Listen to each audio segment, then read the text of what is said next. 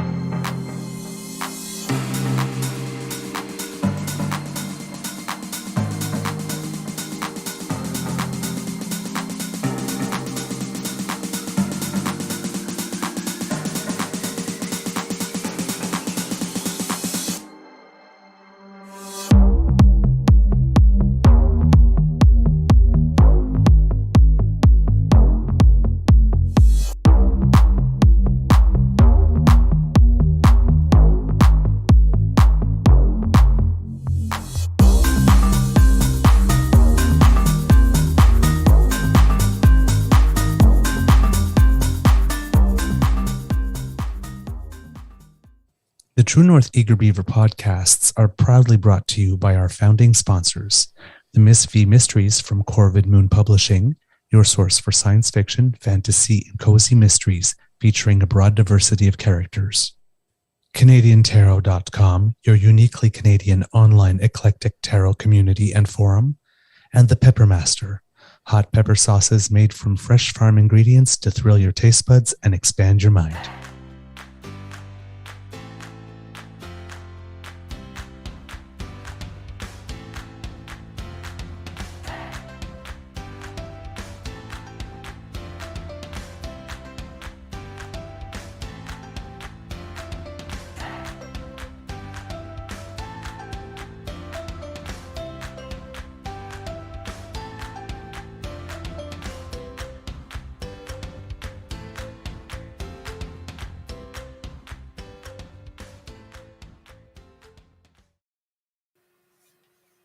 Well, good morning and hello, kids.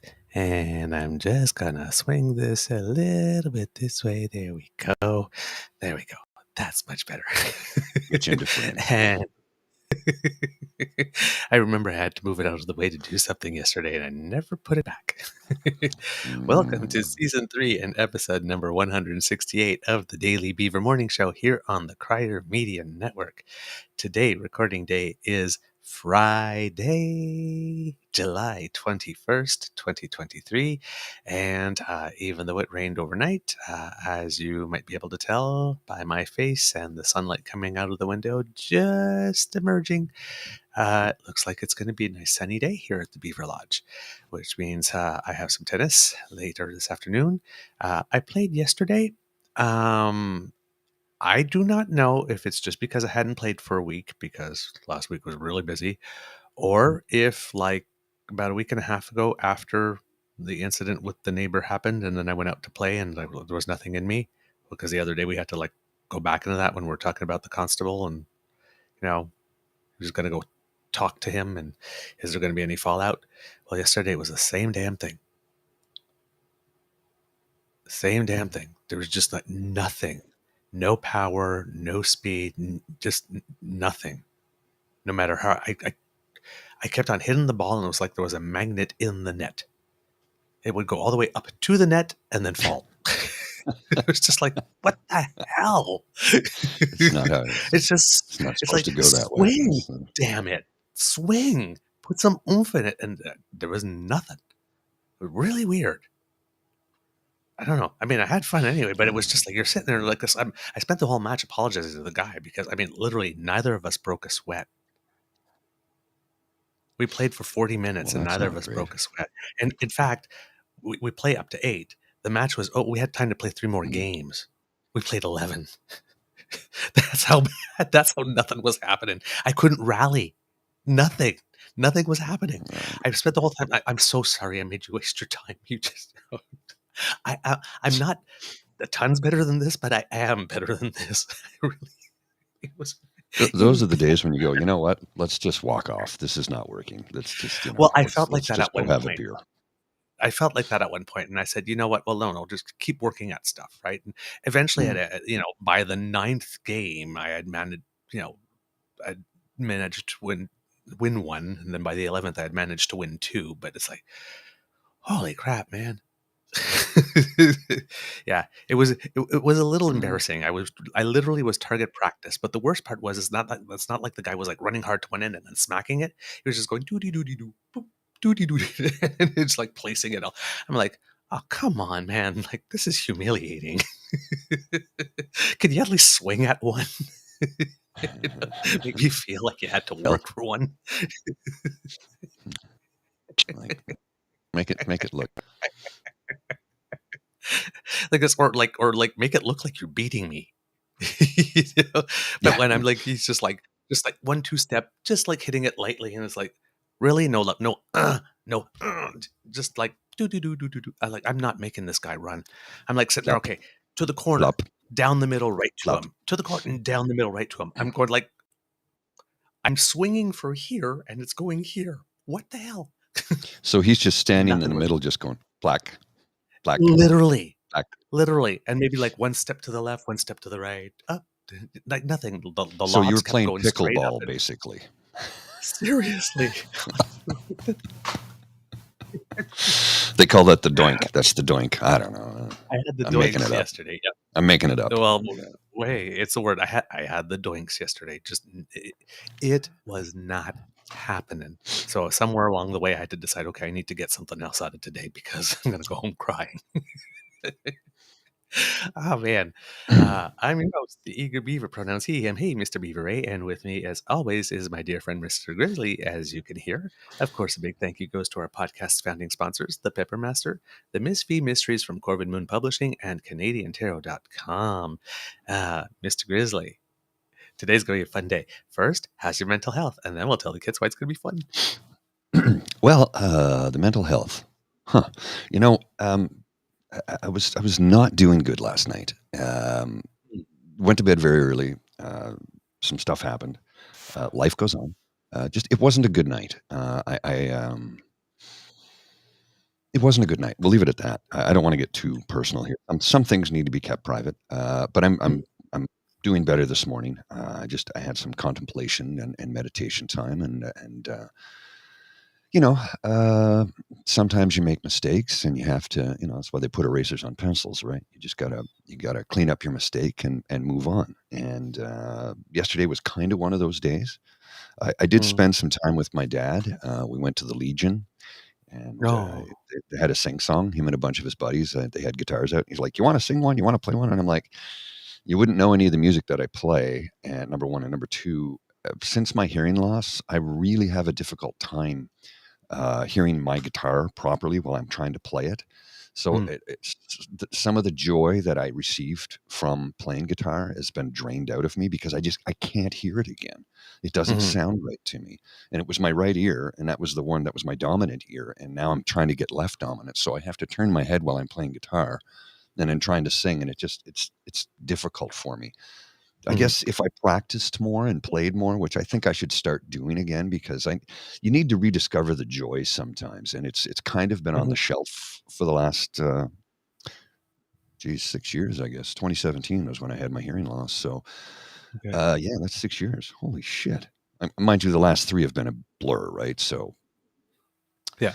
But yeah, so I spent time with my dad yesterday at the Legion, and went out to dinner with my mom and dad, and we had a really nice time, and then came home, and just, you know, I think I'm doing good today. I did get a lot of sleep last night, so I think that helps, and I got a full pot of coffee in front of me, so I think I'm doing okay. We'll see how the day goes, but I'm excited because we have a special guest today, as people know. Your old pal Jake is joining us from the What You Can Do, WYCD, and shall we bring him on in? Yes, absolutely. Hey. The mighty balding eagle has arrived. Welcome back to the Beaver Lodge, my friend. How are you? Delighted to be hanging out with you guys. I'm doing great. How are you? Oh, obviously, we got a full pot coffee, so things are looking up. Yeah. Just to let kids know, in the pre-show chat, we were talking about the shirt, color coordination. Yes. the color. Yes. And we mentioned how in Canada Orange Shirt Day relates to the Indigenous community, but this is different because there's a little blue to go with this red and white. And this morning, your Queen Beaver had her Cheerios from an orange bowl. That So bowl almost looks Ukrainian, almost. Eh? It does, It eh? almost looks like a Ukrainian Easter egg. Yeah. There you go. They're pretty bowls. Love it. Why all the orange, you may ask? Indeed. Our old pal Jake. Yeah, today is you know what? There's strikes in BC ports, or maybe not strikes. We don't know what's going on right there. There's whole PP Might is like trying to make his makeover work, but we ain't got time for that today. Because nobody got time for that today. If Schadenfreude's wrong, I don't want to be right. Come on, Jake. Let's dish. Let's dish. Orange might be a very popular color amongst former presidents real soon. Real soon. A nice one-piece orange suit. Yeah, a single garment affair for sure. Trending for fall and winter and spring and summer and next fall and next winter. And for the next 5 to 20 years. Yeah. Rietmans 1 haute couture 0. Well, I saw a thing yesterday where a woman who, I think she's 73 years old, and she says we were duped. She was a fake elector, apparently, and she's facing 80 years in prison. Yeah. 80 years. I think there's one who said they thought they were signing an attendance sheet. Mm-hmm. Yeah. Let me just tell you, for the record, they were absolutely not duped. No. It could not have been more telegraphed. In my state specifically, a bunch of these dingbats on December 14th tried to sneak in to the Capitol building. I know. This is why I'm so happy we have you. They got turned away by the cops, and just like, well, who are who you? would have thought? We're the electors. The electors are actually in the building already. They're already here. I thought this was legitimate when we were creeping in at 2 a.m. with the lights off on our cars. And then they had to that's the normal. And then they had to go into procedure, the basement of the GOP headquarters to have the meeting. But I thought it was on the left. There's nothing like having the law say that it has to be in the building, because I believe that's what the law says, and then saying, "Oh, well, since we can't have it in the building, and we got caught trying to go in like this, let's just go into the basement." Of course, right? Because who couldn't write it better? Of our headquarters, where the orb that glows is. Just like it's going to be so hard to explain to future generations how these folks were the villains of this time. Like, why didn't you guys just immediately arrest them? I don't know. Can't answer that. Oh, God. I'm surprised they weren't, like, in the parking lot, like in the parking structure, being like, and we're signing it. We're technically in the building. You all saw. Will you validate my parking? I don't know what happened to my camera. Oh, I just thought your head turned into an @ sign. Yeah, I don't know what happened there. I'm working on it in the background here. Something's gone sideways. Although I think there's a software update happening at the worst possible time. Because of course, damn you, Trudeau. Oh, you God. Again, Trudeau. You guys really are like about 5 to 6 years delayed with your political scandals. That's very much our thanks Obama. Hey, he's back. All right. Yeah, I'll just switch cameras there. Oh, nicely done. Ooh, Mr. Grizzly's side view. Look at the profile. Profile. Zoom it in a little bit. Yeah, you can see. See, you don't see where my nose was broken as badly here, right? But if I give you the other side, Anyway, I'll adjust here accordingly. Let me just my Barbara Streisand moment. There we go. There we go. Okay, but here's the thing, right? you're in Michigan, right? And that's Yes, where sir. the juiciest stuff is happening. Okay, Let me tell you. like this, you could not be the most perfect guest. Okay, first of all, kids, you have to understand, right? I try to keep the stuff Canadian, but I mean, this guy is like the world's biggest attention whore. So I mean, and the downfall, like I said yesterday, is in 4K 24/7 on every screen. You want it to be famous, baby? You got it.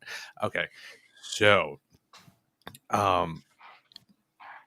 the first set of these electors to face charges are facing charges in Michigan The great because state. Dana Nessel is not messing around.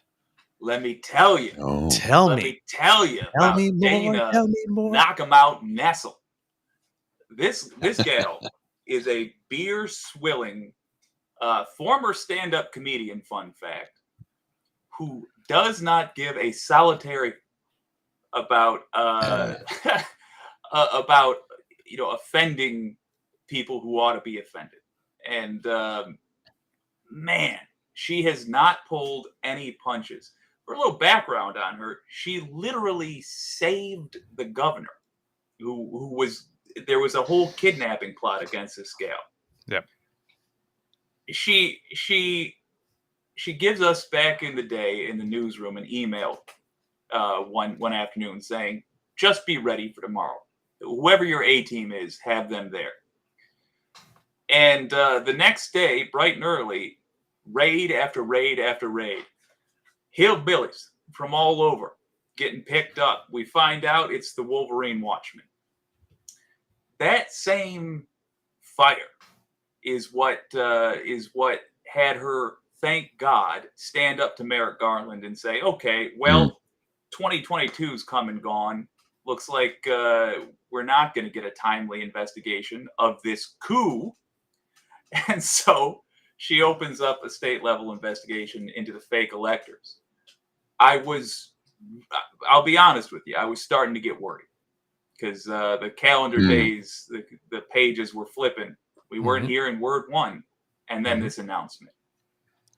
The fake electors, which include major, in this country, you got the National Republican Party, and I'm sure it's very much the same. Then there's the local.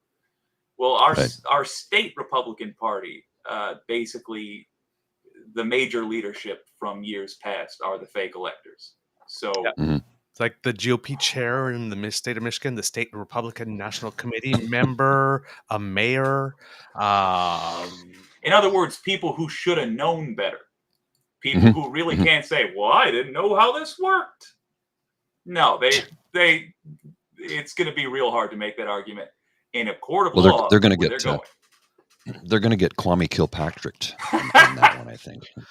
Yeah, because here's a guy who he was crooked, no doubt, but there have been other people who've done many worse things, and they sent him up the river for what, like 150 years or something insane. Like, it's worth noting there's a non-zero chance, and I have to choose my words here because of YouTube's algorithm. There's a non-zero chance this guy Kwame Kilpatrick arranged for the permanent goodbye, let's say, of a dancer.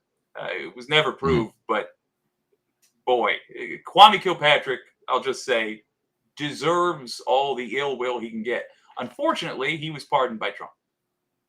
Yeah. So let's hope they don't get fully Kwame Kilpatrick, but just a half Kilpatrick. Yeah, the half Kilpatrick. We'll go for the kill. Just go for the kill. There you go. He said it, not me. FBI.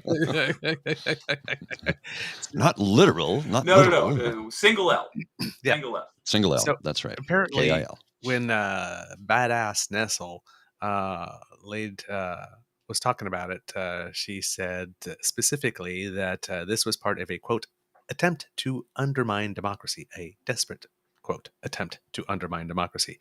There may be more charges coming than the ones that are there, but it seems that if we're looking at one guy named Kent Vanderwood, Yep. conspiracy to commit forgery, 2 Mm. counts of forgery. So conspiracy to commit them and then actually committing it. Conspiracy to commit uttering and publishing and then uttering and publishing. Conspiracy to commit election law forgery and then 2 counts of election law forgery. A lot of these have maximum sentences of 14 years. I assume all of these people would be first offenders, so saying 14 Yeah. years. But maximum 14 years, these are serious felonies. And there are 1, 2, 3, well, with 2 extra counts. And anyway, there's more than a mittful. And in weird And then there are Michigan, 16 people. Mm. And all of Yeah. them are charged. All of them.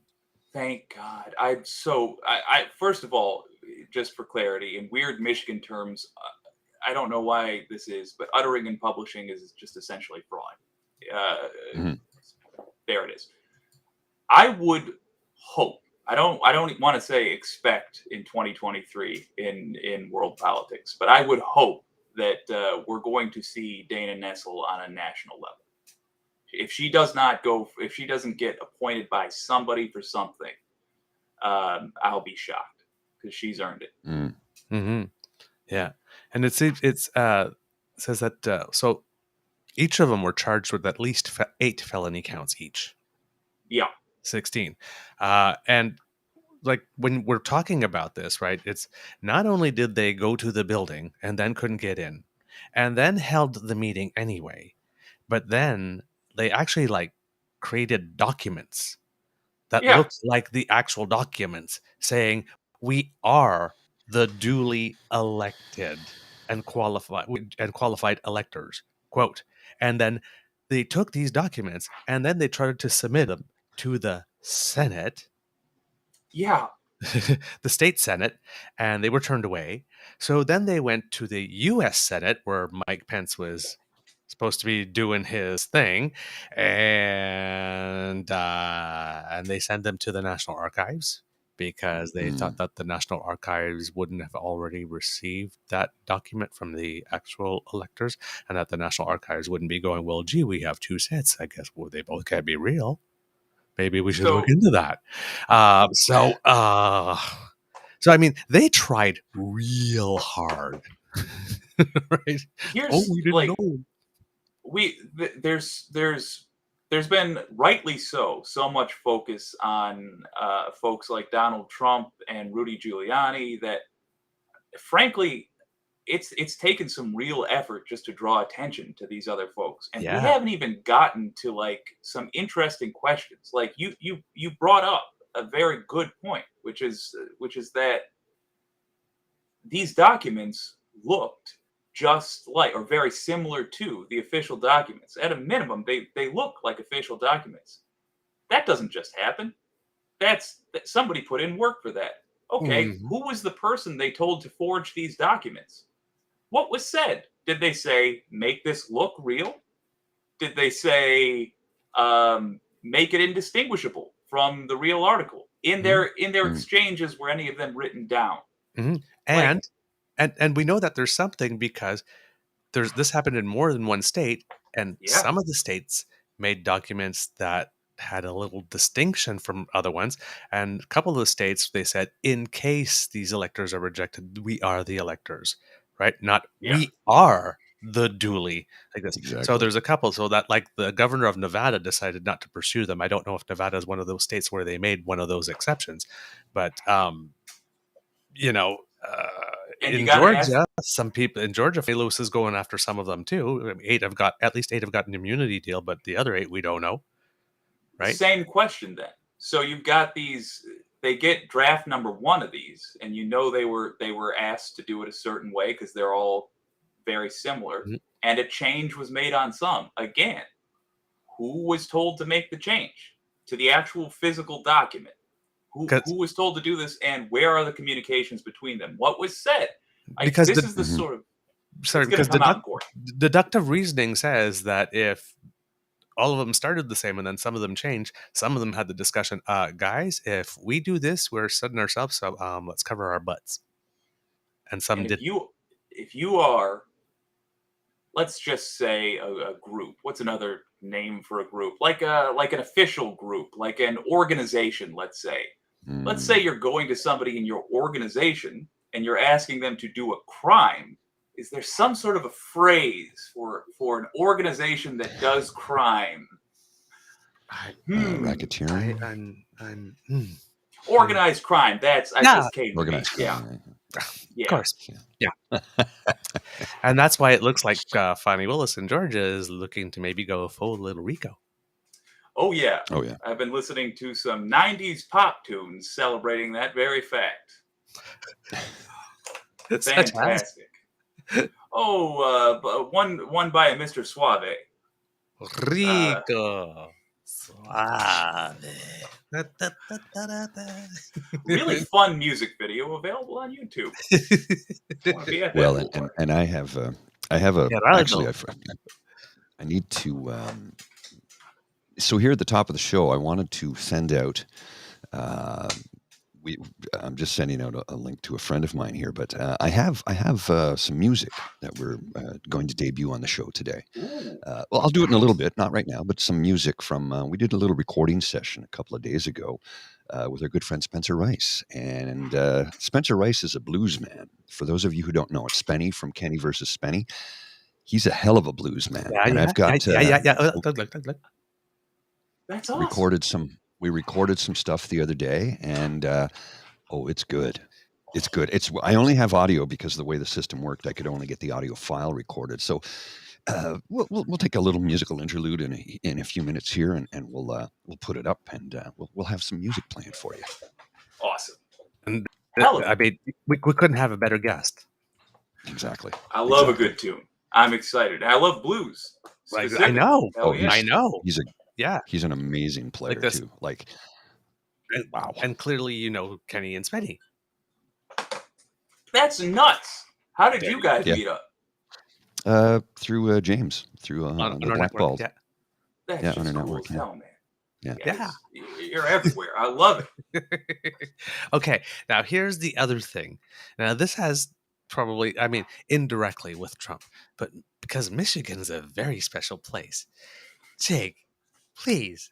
It seems that there have been 2 consecutive meetings of the statewide Republican Party that have resulted in actual physical violence, including somebody getting kicked in the nards.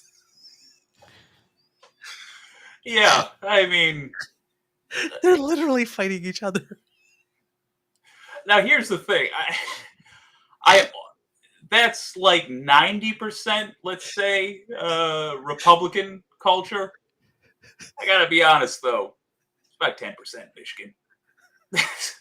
10%. Yeah. Even Dana Nessel, like on the opposite end of the aisle, she got beer drunk at a game of some sort, and somebody someone in the news questioned her about it, and she was at that point beer hungover, and her response was essentially, "Why don't you go yourself?" And like that sort of thing, you get 2 of those folks in a room, it escalates, nards get kicked. Stuff happens. We're not proud of it. We just show up the next day, pretend like nothing happened. Because I didn't hear when the odds guy was coming at me dukes up. But I mean, that's the Republican Party these days as well. Like, there's the Democrats have those dingbats too. It's just we have usually at least one former. We jello rest because we're perverts. Yeah, we're just proper old-fashioned perverts, not this new weird nonsense. Just traditional perverts in the Democratic Party. Jello pudding wrestling. That's how we solve stuff. Yes.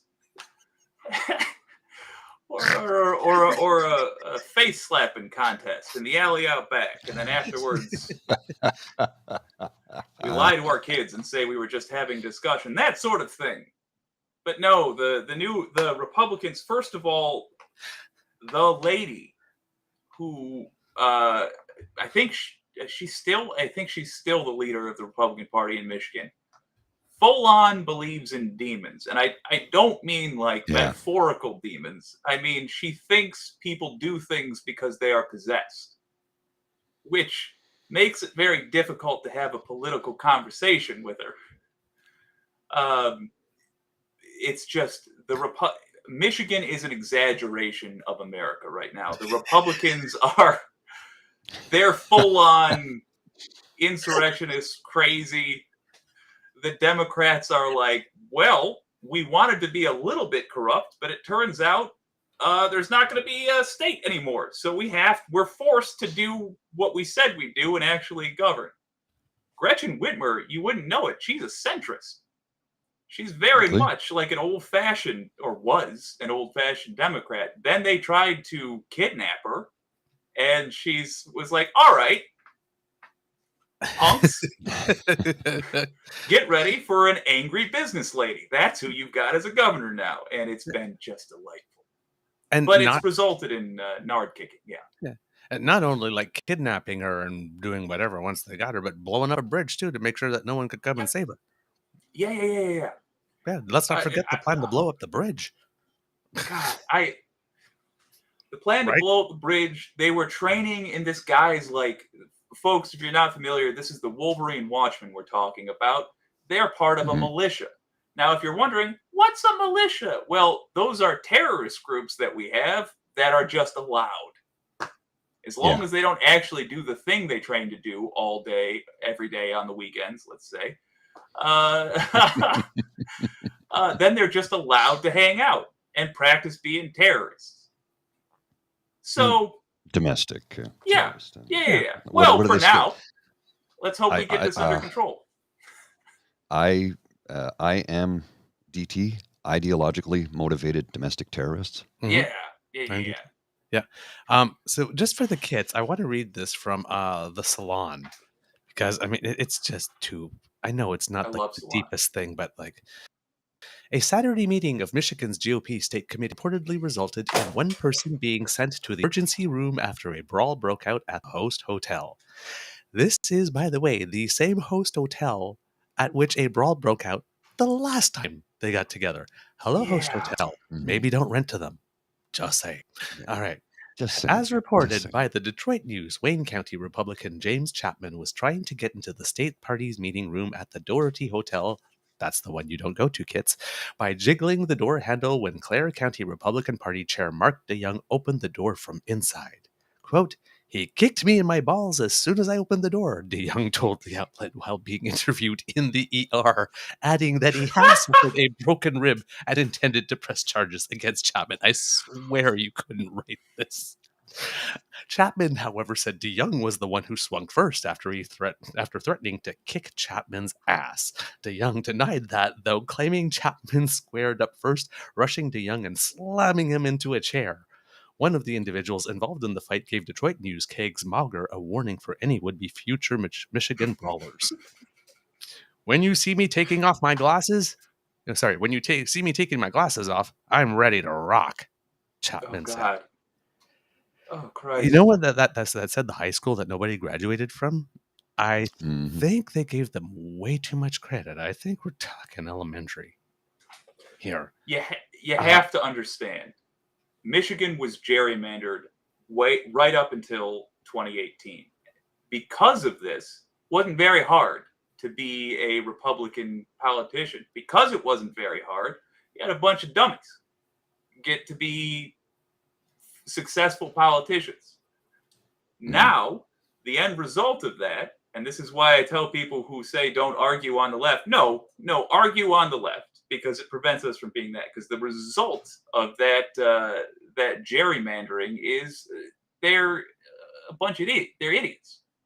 None of them have the ability to conduct themselves professionally, pretend like they're anything other than idiots. So now that they're under stress because we're no longer gerrymandered, because all of Michigan was sick of it, frankly. Well, and because let's be honest, we put weed on the ballot. It'll get people out to vote. Now that they're under stress, they're handling it poorly. And that is what I expect the entire Republican Party to look like, fingers crossed, in 2025. That's exactly why I'm mentioning this. Yeah. Hell yeah. Hell yeah. It's a glimpse at America's future. What other scenario for this party is there than this? Seriously. There's none. No. It's easy for people to forget this, but yeah, Trump's he gets more popular with his base every time he gets charged. Okay. Not a single independent voter is going to be like, well, he's been charged 3 times. I'm voting for him. That's it. He was the incumbent and he lost. On top of that, that was to the guy who's the incumbent now. On top of that, this was before he tried a coup. I somehow doubt that that he's won over that crucial independent vote. You know, on January 7th, I thought there's no way I'm ever voting for this guy, but everything that I've seen since then, well, yeah, maybe I was wrong. Said no one ever. Yeah. Think about the guy he's pretending exists. The gal who was out there like on November 4th of 2020, I didn't want to vote for him, but then he did a coup, and I'm like, oh, he does care. I don't think so. I feel he's really fighting for America. Yeah. Not, democracy in America, but still. Christ. I'm so sorry. Oh, man. When you guys are watching this, and Grizz or Mr. Beaver, I'm curious to hear. When you guys are watching this over there, are you, like, nervous every day that this is just going to turn into, like, a shooting fight? Yes, I am. Yeah. I'm nervous about that, genuinely. Like, you're right to be, I think. See, here's the thing, right? It's a lot of the rhetoric is like, well, we can't do anything to provoke them. Right? So we can't apply the law like we should apply. Like Donald Trump is not anybody would have been told like to turn around and put your hands up against the wall right about now. Yeah. Yeah. Okay. He's getting this treatment, and a lot of it is because one former president we can't, but it's all this public management thing. And my thing is, these people are going to do this whether he's acquitted, found guilty, given the chair, allowed to go to Club Fed for the next, whatever the result is, they're going to do it anyway. So just do the damn right thing and do it the right way.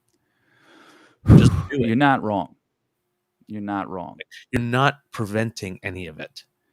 And maybe if you do it hard and fast, you can trace it makes people go, oh, okay. That is exactly correct. And the maddening thing was we had an opportunity on January 7th to correct decades of corruption by saying, okay, this is it. We're going to finally take this seriously. And if you were keyed into American politics at that specific time, there was a window where all the psychos who had been saying the stuff that makes the whole rest of the world nervous, they were real quiet, and it was just assumed throughout the country that there would be repercussions, and then there were none. And Kevin McCarthy shot that starting gun, saying it's back on, by going down to Mar-a-Lago in America's taint and redeeming the guy. And suddenly it was all back. Suddenly they're like, oh, there aren't going to be consequences. Republicans really do get to get away with everything. And the conspiracy nuts then took that and used that as like proof that Trump was secretly right and he's secretly still the president and all that. So if folks over in Canada, if your Pierre Poliver fella does the equivalent, and you get the opportunity to get him, understand how important it is that you act. You gotta, because these folks take their signals from the Justice Department. Yeah. Fortunately for us, because we had the occupation, so we didn't have like a January 6th following an election, but there was a, attempt to overtake our city, and people are being tried right now. And Good. we had a public order emergency commission looking at it as well, and that so that creates a precedent. But it's like I'm just like, but when you're talking about it, you've got Trump, and right about the same time on the same timeline, back in Brazil, Yes. Bolsonaro lost his election. And Yep. there was a little bit of an insurrection there. Bolsonaro had left the country a little bit for a couple of days to say, well, I wasn't in the country when it happened, so it couldn't be anything done with me. Back in June 30th, actually, the Brazil court votes to bar Bolsonaro from office until 2030. So he was already charged, arrested, tried, sentenced, and barred from running again for because in the time before orange shit stain was even indicted in the States.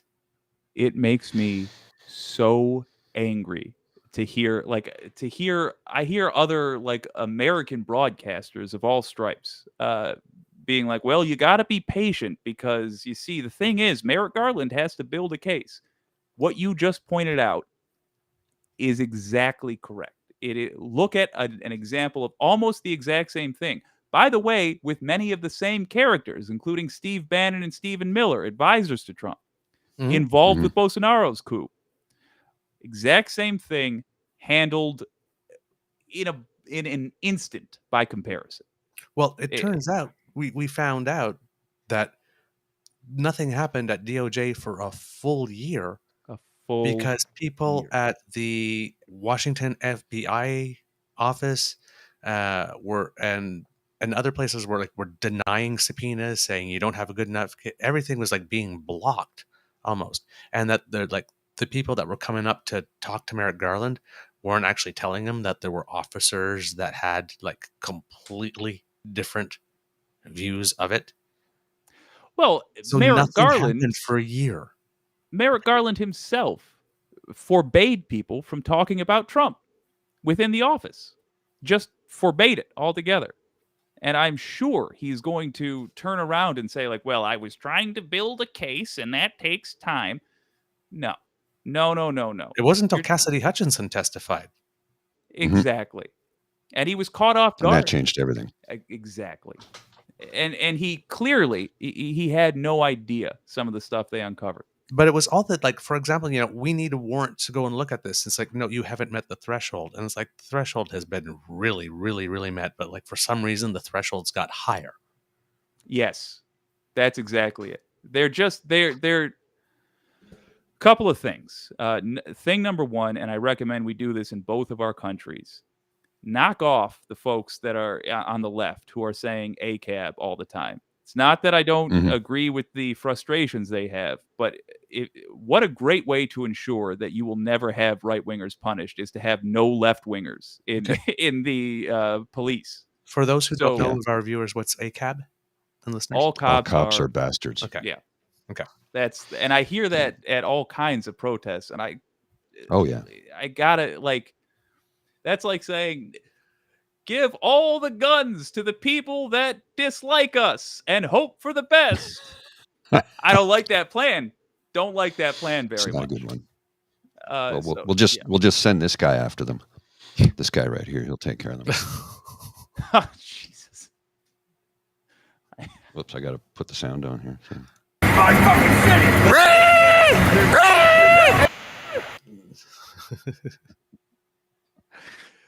Oh, God. Oh, God. That's him, by the way. That was me. Did you know that was in Newsweek? Oh, hell yeah. Somebody sent me a clip. It was in Newsweek. I'm like, what? Why didn't they try and reach out to me? They just featured a story and they didn't even talk to me. You are a personal hero of mine for that. We need, honestly, the left needs more of that attitude. We got to rediscover our teeth. Oh. Well, there's a part of me that, look, do I regret doing that? No. The only regret I have is the amount of F-bombs I dropped in that time period. Fair. Because it kind of takes away some of the credence to what I was saying. And my mom wasn't real happy with the F-bombs, but she understood. She understood completely. Yeah. It's like, no, people are torturing your friends and neighbors in your neighborhood. The police are standing by and letting it happen. Nobody was lifting a finger to do anything. That was day 5. It went on for 2 more weeks. I mean, genuinely, I hope you guys are encouraging Canadians to take action to make sure that doesn't happen again. At the very least, make your officials go up in front of a microphone and explain what they're doing to make sure that doesn't happen again. Because the real danger comes from the fact that right-wingers get treated with kid gloves to the point where they get to exist under different laws than everybody else. And that turns into fascism lickety-split, apparently. God in hell. Yeah. All right. We can always release this on them too. Hang on, I got this. This I think you'll like this. This is also the new thing I'm looking at here. Right on. Grizzly bear on fire. I love it. That's a mad bear. I love it. So moving from Michigan, just to say like how terrible things are going within the party, and that's what's coming up to the other levels as things start imploding. At the top, someone ran to the press and said, "I got yet another target letter." And then yammered on. I watched the show, yammered on for at least, how long did he go on in total? Because I think he was at 90 minutes already when you started. Yeah. And he was still going when you stopped. I was replaying part of that, but in short, he was just going on and on and on. And I got to tell you, I make fun of this guy for a living. And even I was finding it boring because it was the same thing, the same stuff over and over. It's all them. I never do anything wrong. Crowd like train seals. And I think finally he's listening to his lawyers who are like, look, you're going to go to prison for the words you say. So he didn't touch on it as much. But I mean, this is the one. We're almost numb to it because we've heard of so many indictments, but this is the one that really, truly, genuinely matters the most. This is the one that decides, is America a place where right-wingers are allowed to just try a coup every time they lose an election? Carrie Lake is she's a failed gubernatorial candidate. Yet another example. She's trying to be the next Melania. I think she's trying to push her out of the way. Seriously, she loves him just a little too much. Oh, it's creepy. It's creepy. It is. It's creepy. But it's just, this needed to happen. I'm delighted it's finally happening. I'm infuriated that it took this long, and we're going to have words with our leaders as soon as this is wrapped up. But thank God the main event is here. The coup is going to be dealt with. Now, that said, he said he was supposed to report yada yada by yesterday. Didn't, as far as I know. Donald Trump's word is worth nothing, so I'm not concerned with Jack Smith at all. But I would just advise you all that sometime within the next 2 weeks, you're going to see this guy arrested for trying a coup. And I'll be streaming that one. Oh yeah. Shall we take a small musical interlude here for a second? Let's do. Hell yeah. Let's. Okay, so I'm just gonna give you this will be the file that we're gonna hear. Where is it? I can't find it. Hang on a second. Gotta find. Oh, there it is. Sorry, apologies. This will be the file. And so you're going to see the streaming file will be miniaturized in the background. But this is our good friend Spencer Rice. Spencer Rice plays the blues. Sit back, relax, and listen to this for a minute or two. I think you're going to very much enjoy this. It's really good.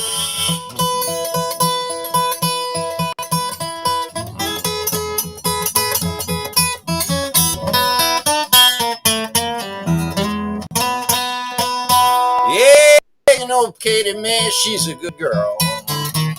she don't run around at night.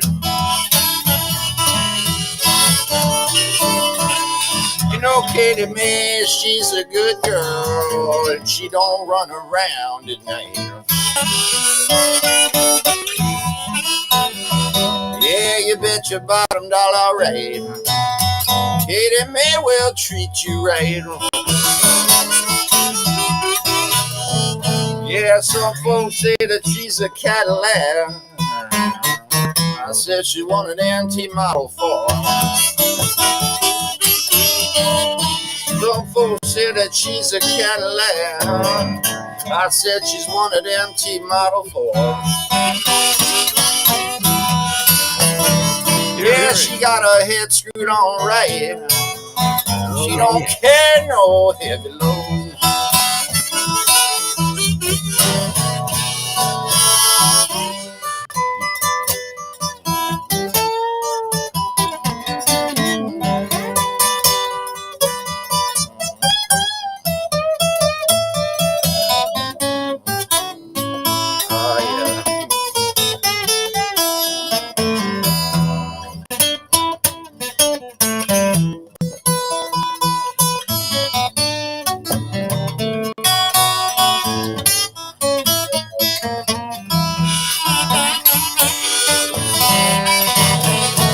Yeah, I give that woman everything in the world she needs. Yeah, a woman don't do nothing but lay up in her bed and read. You know she was just like she got old bells in her backyard. You never hear her hooping, hollering, or crying, worrying about the times being hard.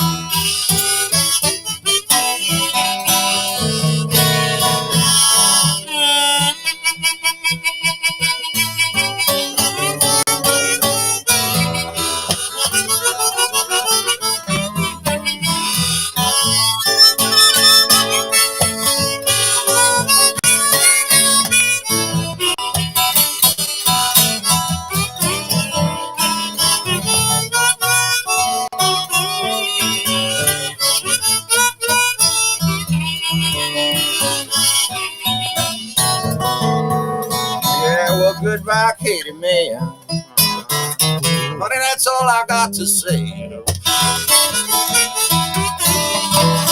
Yeah, goodbye, Katie Mae now. Honey, that's all I got to say. If I don't see you sometime tomorrow night, I'll see you sometime, baby, next day.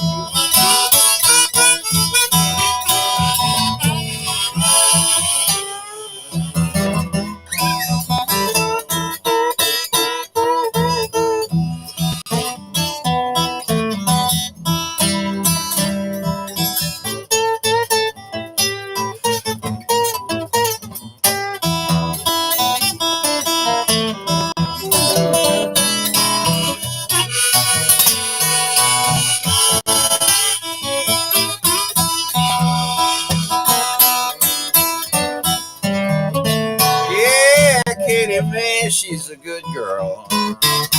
She don't run around at night. Yeah, you know Katie Mae, she's a good girl. She don't run around at night. Yeah, but you bet your bottom dollar right. Katie Mae will treat you right.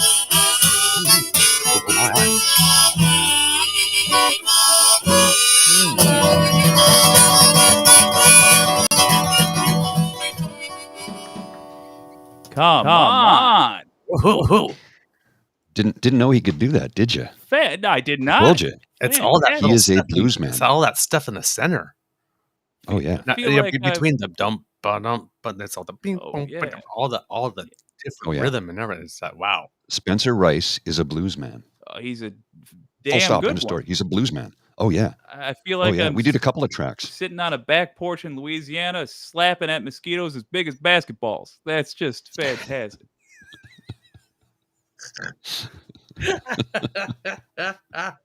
When you think Southern blues man, think Jewish man from Toronto? Absolutely.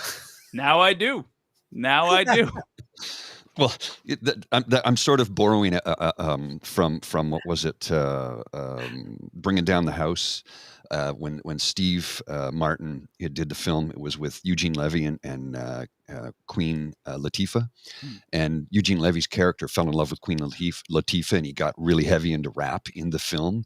And Steve Martin says, when you think of rap music, think of Canadian Jew from Toronto, Eugene Levy. So I was sort of borrowing that one, but It's sort of like how with all apologies. it's like how you But no joke. I mean, that's a serious blues player. Yeah. Like, that is a serious blues player. Oh man, Spencer he's a musician. Like, my God, playing the harp, blowing the harp, playing the blues guitar and singing, like, forget it. I couldn't ever. I've been playing guitar for almost 40 years. I can't ever play like that, ever. I just don't have it in me to do it. Well, I mean, that track was fantastic. What was it called? Honestly, I think it's Katie, but I'm not sure. I'll have to check with him. I didn't put titles to it. I just, we did two songs. The so I got another one for joke later guy. on in the show. Yeah. Okay, T will teach you out. Whoa. Yeah, these are tracks that are very much in the public realm, so we have no risk of copyright violation. I didn't think about that. Good. Yeah. Because they're quite old. Did Mr. Beaver freeze? He did. We lost Mr. Beaver. Just the perfect moment. Yeah. The look of shock. Just want to do a slow zoom in.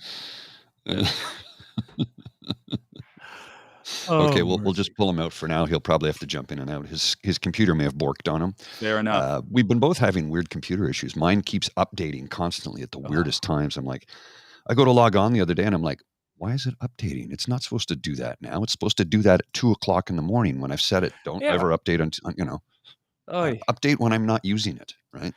It's the curse of the Beaver, man. I had that. I had it happen last night. My whole stream just shut down. And then as I was composing a message to my audience in the community tabs, my number one mod and also my only mod informed me that the stream was still live. I just wasn't on it. Weird. Yeah. Oh God, I'll leave that up for posterity. But oof. Man, I'll tell you. So what? Give me the lowdown. A political summer in Canada. What's the temperature like over there? Not literal, but like, are right now it's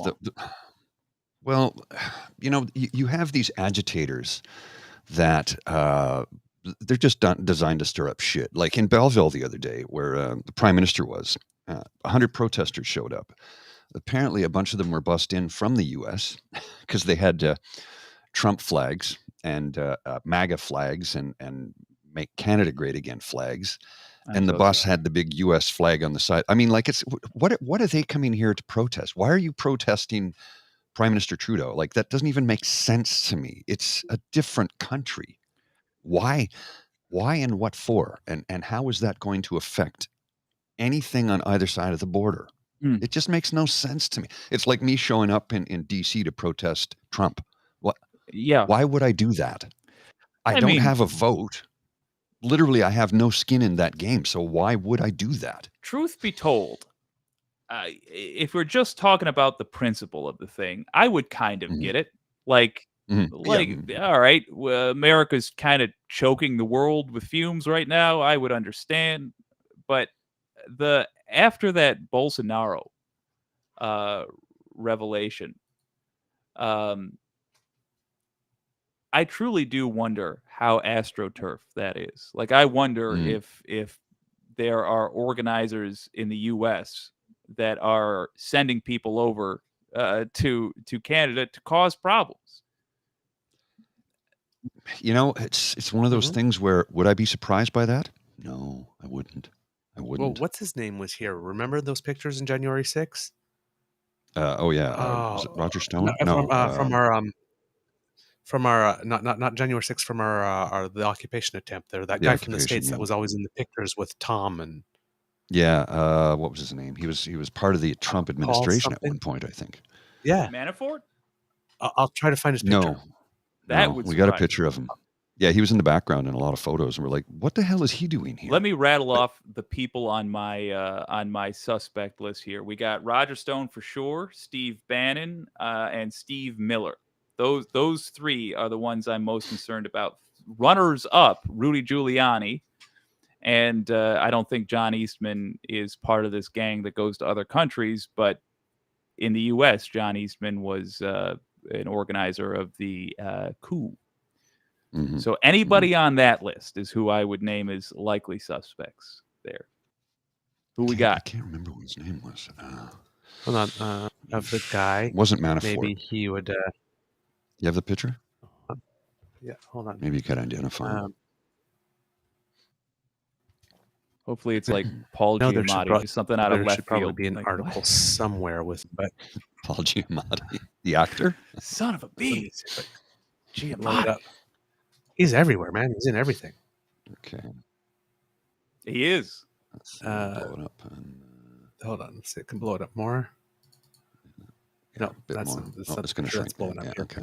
So Uh, just- This guy right here. what was his name again? He I'll looks keep like a looking for What good is it?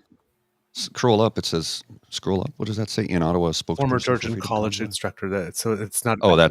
that's Hmm. yeah. That's Marazzo right there in the middle. Yeah. In the front row. But it's this guy in the background here whose name is escaping me. But yeah, he was there. I'm like, what? What the hell is he doing there? According to the website. Let me just see if it's in the article at all. No, okay, hold on. U.S. Well, keep talking. I'll find it. Okay, Paul Paul Alexander. Whelan, Paul Alexander. maybe. Oh, Paul Alexander. Alexander. Okay. Yeah, Paul Alexander. Thanks, Oh, Reed. Paul Whelan's Appreciate the that. criminal. Never mind. Let's see, Paul Alexander, and he was American lawyer from. No, that's not the right one. That's a different Paul Alexander. No, not that guy. No. Yeah, you got a different guy there. Yeah, that's a different, definitely. That's the man in the iron lung. He's a lawyer from he's one of the last people to be in the iron lung, and he's lived his whole life. Paul, in it. there we go. Paul Alexander previously served as a temporary senior policy advisor to the Assistant Secretary for Public Affairs. Oh. All right, I'm putting him on my list of folks to watch. Oh, there we go. There's an article here. How a former Trump official wound up at Ottawa's convoy protests. There we go. Yeah, it's from the CBC. I'm looking at it right here. Yeah, there we go. Paul Get a better Alexander, picture who of him. clashed with colleagues in Washington, finds allies at vaccine mandate protest. Yes, that's Here's okay. I know who this Here's guy a is. hang on. I got a picture of him. He's right the here. I'll herd blow it up immunity a bit. guy. Yes, this guy right here in the middle, in the dark blue jacket. He's not the blue jacket guy. He's this guy right here. That guy. Paul Alexander. I'm sorry we are exporting this stuff. I honestly, it might be helpful if you guys put a lot of these cats on like a terrorist watch list, so we can say this guy's on a terrorist watch list, and that wouldn't be political theater. They're terrorists. No, good it is. Lord. It's ideologically motivated domestic terrorism. Yeah. From Paul- a Trump Paul Alexander administration official. Yeah, but he's a Canadian citizen, but a former part-time faculty member at McMaster University in Hamilton, who now lives in the U.S. or at the time, and had a contentious stint as science advisor to the former president earlier in the pandemic. Oh, thank God. I can be angry at you guys. You exported him. Good. Yes. I don't Yeah, get we're a sorry lot of about- those these days. Sorry about Ted Cruz too, but we don't want him back. Yeah. We don't want him back. Sorry. Oh, my Sorry, God. America. And Ted this is the Cruz, weird part. really? Like he was with the organizers of the Ottawa convoy. He graduated from McGill University. You know, that bastion of right-wing conservative ideological motivation that is McGill University. No, McMaster. It's McMaster. McMaster? Oh, okay. Sorry. Well, no, sorry. He may have graduated from McGill. He was a faculty member. Faculty member at McMaster, yeah. So, yeah. Yeah. Even still, neither one of those schools are known as right-wing. Right. McMaster Oh, or God. McGill. Neither one of them are. Because it's real hard to be a right winger in education because you're supposed to say things that are true. Very hard. Yeah. very hard there and in a courtroom to be a right winger. Yeah, because truth is. I wouldn't say truth is left wing, but it's definitely not right wing. It's centrist because it's truth. I mean, it's got a definite left lean to it. Yes, yeah, it does. It does. It's just because the right now is like, global warming isn't real. Shoulder catches on fire. That's unrelated. Unrelated.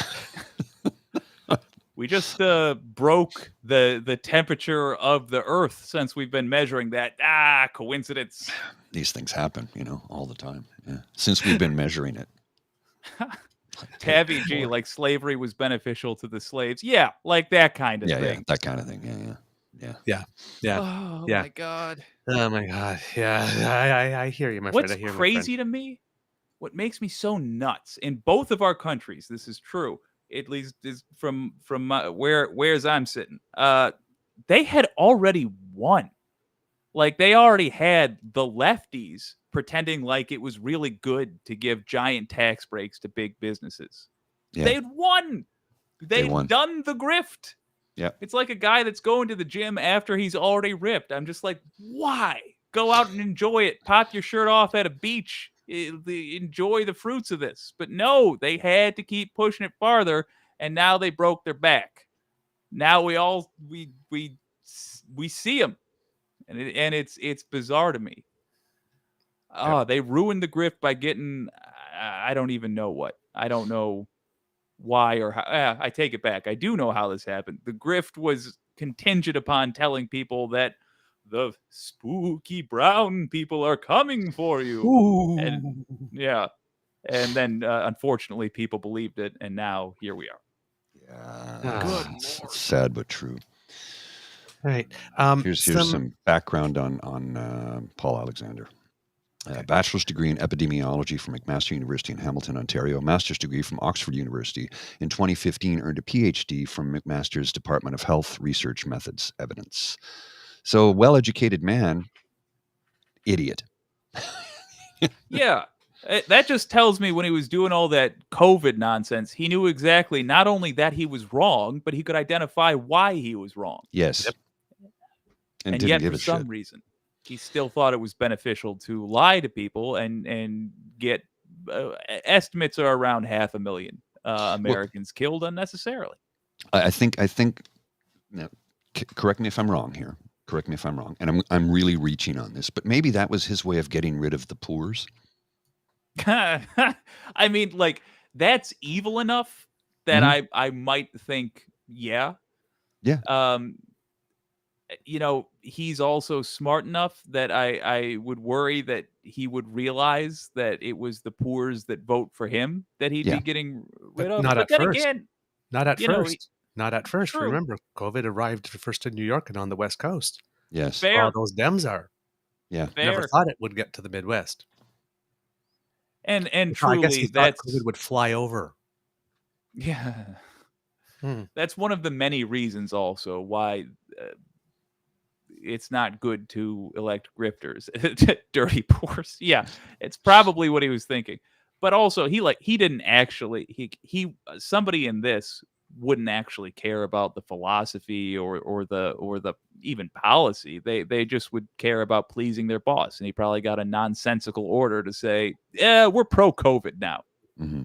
We're real on the side of the disease. So find a way to do that." I like Mohan's comment I got on the screen here. Education only means you can regurgitate what you read or taught. It doesn't necessarily mean you are a critical thinker. It doesn't necessarily mean that. Yeah. Some of the dumbest people I've ever met in my life, and I'm not kidding when I say this, are lawyers and physicians. They know what they do, and anything outside of that, clueless. Completely clueless. I'm not saying they're bad people. I'm just saying they're not as smart as people would think they are. Because, you're a lawyer. You think they're automatically smart. Well, we've seen people who were defending the convoy people during the POEC, and their defense lawyers were not that smart. Yeah. Clearly not that smart. Yikes. Perspective on lawyers here. Do bear in mind that these folks, and I've really had this laid out for me in recent years. These folks they're limited in how effective they can be by their clients to some degree. Like if your client shows up to court for bank robbing and they've got a sack with a $sign on it and they're wearing a black and white striped shirt, there's only so much you can do to talk your way out of that one. Rubble. So yeah. So when, for example, Trump goes to his lawyers and it's like, all right, so here's the thing. I'm going to say that I did the crime. I'm going to say that. And you have to say it wasn't illegal. All they could be like is try to not to have a straight face when they go to on CNN or whatever. Like, so I know the crime is obstructing justice, but the thing is, when he prevented law enforcement from doing their job, what he was really doing was blocking truth, not obstructing justice, though. A truth. Different phrase. Well, no, I mean, in his perspective, it would be, well, since it's a witch hunt, there was no reason for it to be. So he was stopping an attempt at personal persecution and standing up for his rights. Oh, well. And remember, then his lawyer. Remember, witch is an acronym for a woman in total control of herself, which means Trump's just admitted to the fact that he's trans. There, it's a rumor. I started it. There you go. We should just start a bunch of trashy Trump rumors. Like, he eats babies. He eats babies. Well, that's what I heard. I heard that he's an avid devourer of infants, for sure. Likes them with barbecue sauce. That's what I've been told. Ketchup usually. But they have to be well done, remember? Because that's how he eats his steaks. Well done with ketchup. And it Can't started trust a with person like that. Yeah. It started with a mix-up because he was trying to order baby back ribs. But he just got baby back. Yeah, but he loved it. Yeah. So there you go. So tender. So tender. I like this baby, strategy. the other white meat. Oh my God. Terrible. We are awful people, but we're right. I want my baby back ribs. Baby, want my baby back. I want my baby back. Baby. Barbecue sauce. Oh man. Look, My thing is that he keeps that thing he wears on his head svelte by feeding it nuts and grains only. Yes. I hope that when Trump is buried, his toupee or whatever he has on top of his in the head Smithsonian. is buried in it. It's like, I hope it's buried in a tiny No, little you put casket next to that it. shit in the Smithsonian so we could laugh at that forever. Someone actually thought this was a good look. Yeah, he was sitting down. It was sometime in the late 90s, and he was like, now listen, I realize I'm going bald, but I got an idea. Let's make it look like you got, like I got nutsack hairs, but really combed hard. Combed over. Yeah. Make it look like the bottom of the belly. Those hairs, but all just sort of sat on top. Over, yeah. Not attached, just precariously balanced. So anybody who looks in the mirror and thinks, yeah, that looks good, I don't trust that person. Because come on. It doesn't even look real. Yeah. Yep. That's why I keep on saying, like, the kids with the greaser hair, and up here in Canada, Melissa Lantzman with the Dairy Queen Fun Dip thing. She's got going just Boris Johnson. I mean, come on, man. The hair. Kim Jong-un. And it's It's weird. There's a theme here. Margaret Thatcher. I have no joke. I have a political theory. It's sort of like how you have like math tricks that aren't actually math, but they work, so they help you. It's like that, but for politics. If they have terrible hair, but they haven't tried very hard, they're far left and they're fine. That's your Bernie Sanders. That's your occasional Alexandria Ocasio-Cortez, although whatever. For the most part, most part she's put together, but occasionally she's got the Coke bottle glasses and the frizzy hair. If they've got terrible hair and they put a ton of work into it, opposite, far right. Evil. That's a pretty good theory when you think about it, because it's true. If it's effortlessly works. bad, it's light and easy. Yes. Democrat. If you look like you put some scaffolding, you got some supports in that thing. Little spackle. Okay. I need to ask because, okay. So he allegedly, because I mean, can't believe a word that comes out of his mouth, but he allegedly has another target letter, which of course makes me very happy because, as we said on yesterday's show, this is not only Schadenfreude, it's return on investment. So, ROI, baby, cha-ching. Karmic credit card is due. Pay up, bitch. All right. So, of course, everybody's saying, oh my God, warn like an insurrection, another thing can happen, right? And yeah. So just charge them anyway. We'll deal with that if that happens. Yeah. Now, it seems Good if it that happens. Let's find out where these folks are. Yeah. Now, it seems that the exactly. 16 charges in Michigan happened on the same day he got his target letter. So it was like 2 scoops. Oh, it was the best. See what I did That was there? the best. I bet you he had the most delicious piece of chocolate cake you've ever seen with 2 scoops. Oh, I was floating.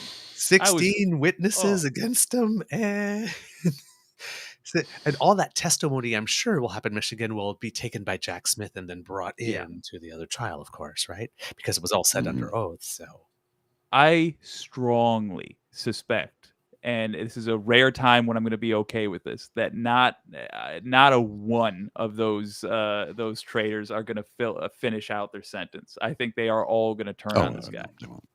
Good. Oh yeah, absolutely. Well, some in Georgia have. Yep. Or turned on each other. So, folks, former Trump chief of staff Mark Meadows has been weirdly silent. Yes. And his name has not been on a one document. That's pretty odd. With statements such as Mr. Meadows will say anything that he is legally required to, which is driving the Trump camp mad because they don't know if he's flipped or if he hasn't flipped. And they're sending people to probe to see if he's flipped or not. Yes, they are. Nothing. Radio silence. He seems to be the only one out of the whole damn gang that went to his lawyer and listened to his lawyer. You let me do it and you keep your damn mouth shut. Yeah. And folks, if you want to know what to look for next, to know exactly how screwed Trump is and what flavor this is going to take on, look for the indicting document when Trump is arrested and taken to court and arraigned. Look and see if what they say about Mark Meadows on there, because if they mention Mark Meadows and Mark Meadows doesn't respond like that, first of all, let me say this again or try this again. They have to mention Mark Meadows because Mark Meadows facilitated this. The chief of staff. Yes. And he was the one talking to Cassidy Hutchinson and all this other stuff. So if they mention Mark Meadows, which they must, and Mark Meadows doesn't respond at all, that's it. That means Meadows he knew this is planned. He's talking. He's sold out Trump for his own safety. And everything we know about this guy's character, which is to say he is a two-timing coward, tells us that is exactly the move he would take. So I have a question, a quick one. Where is Jared Kushner and Ivanka Trump in all of this? Jared Kushner testified, did he, very recently? Oh, he did? Yes, and it seems that he came in of his own volition. Yes. Oh, that's interesting. Fun little factoid. I missed that. Ivanka and Jared are apparently big fans of my show because they took advice from me. Really? Yeah. I've been telling folks in Trump's circle, don't do the House attorney. That's only going to look out for the boss. Well, obviously, because they watch, I am assuming, they did not use the attorney that Trump was offering and instead got their own attorney. And wouldn't you know it, they're fine now. No legal consequences for any of this. Yeah, because that's why I said they've been oddly silent, which is, like what? How's that even They possible? went in and testified when they were called to, and they too kept their mouths shut. Yes. And what about the reincarnation of Goebbels, Stephen Miller? Where's he in all of this? Well, he's probably using a Trump attorney, and Mm-hmm. therefore he's probably going to go to prison. And he's probably not, if they're like getting into the closer circle, he probably hasn't yet been called or is about to be called very soon in, because he's up there. He's on the inner circle. He is, truth be told, I don't want to make an ass of myself. Truth be told, I think he probably had less to do with the actual organization than it appears he does, because he was. That's true. With the 6th, yeah. Yeah, he was too busy hating on people with melanin. He actually has ideology that he believes in, which is a weird thing to say, but like, and it's evil. It's like the most evil thing you can imagine. It's full on white supremacist, and that's not me saying that. Stephen Miller said that. It's white supremacist ideology. But my only point is like, because he genuinely believed this stuff, he was all about being the I'll go on Fox stuff and genuinely working to make evil things happen, which means he was less involved in the political effery. At least that's my assumption, but we'll see. It's real interesting. It is completely possible that he is a horrible human being in an entirely different way in his own right. That has nothing to do with January 6th. And it matches up with the hair theory. Remember that spray on hair he had? Oh boy.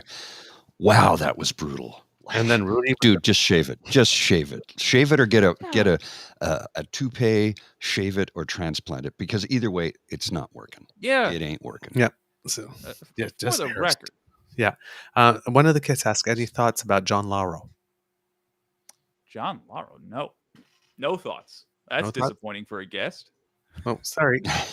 I don't even know who he is. No, me either. That name doesn't ring a bell. Yeah, it doesn't ring a bell at all. That's a new one to me. Wait, where's that? Let me see if I'm getting the spelling wrong. Lauro. I don't know who he is.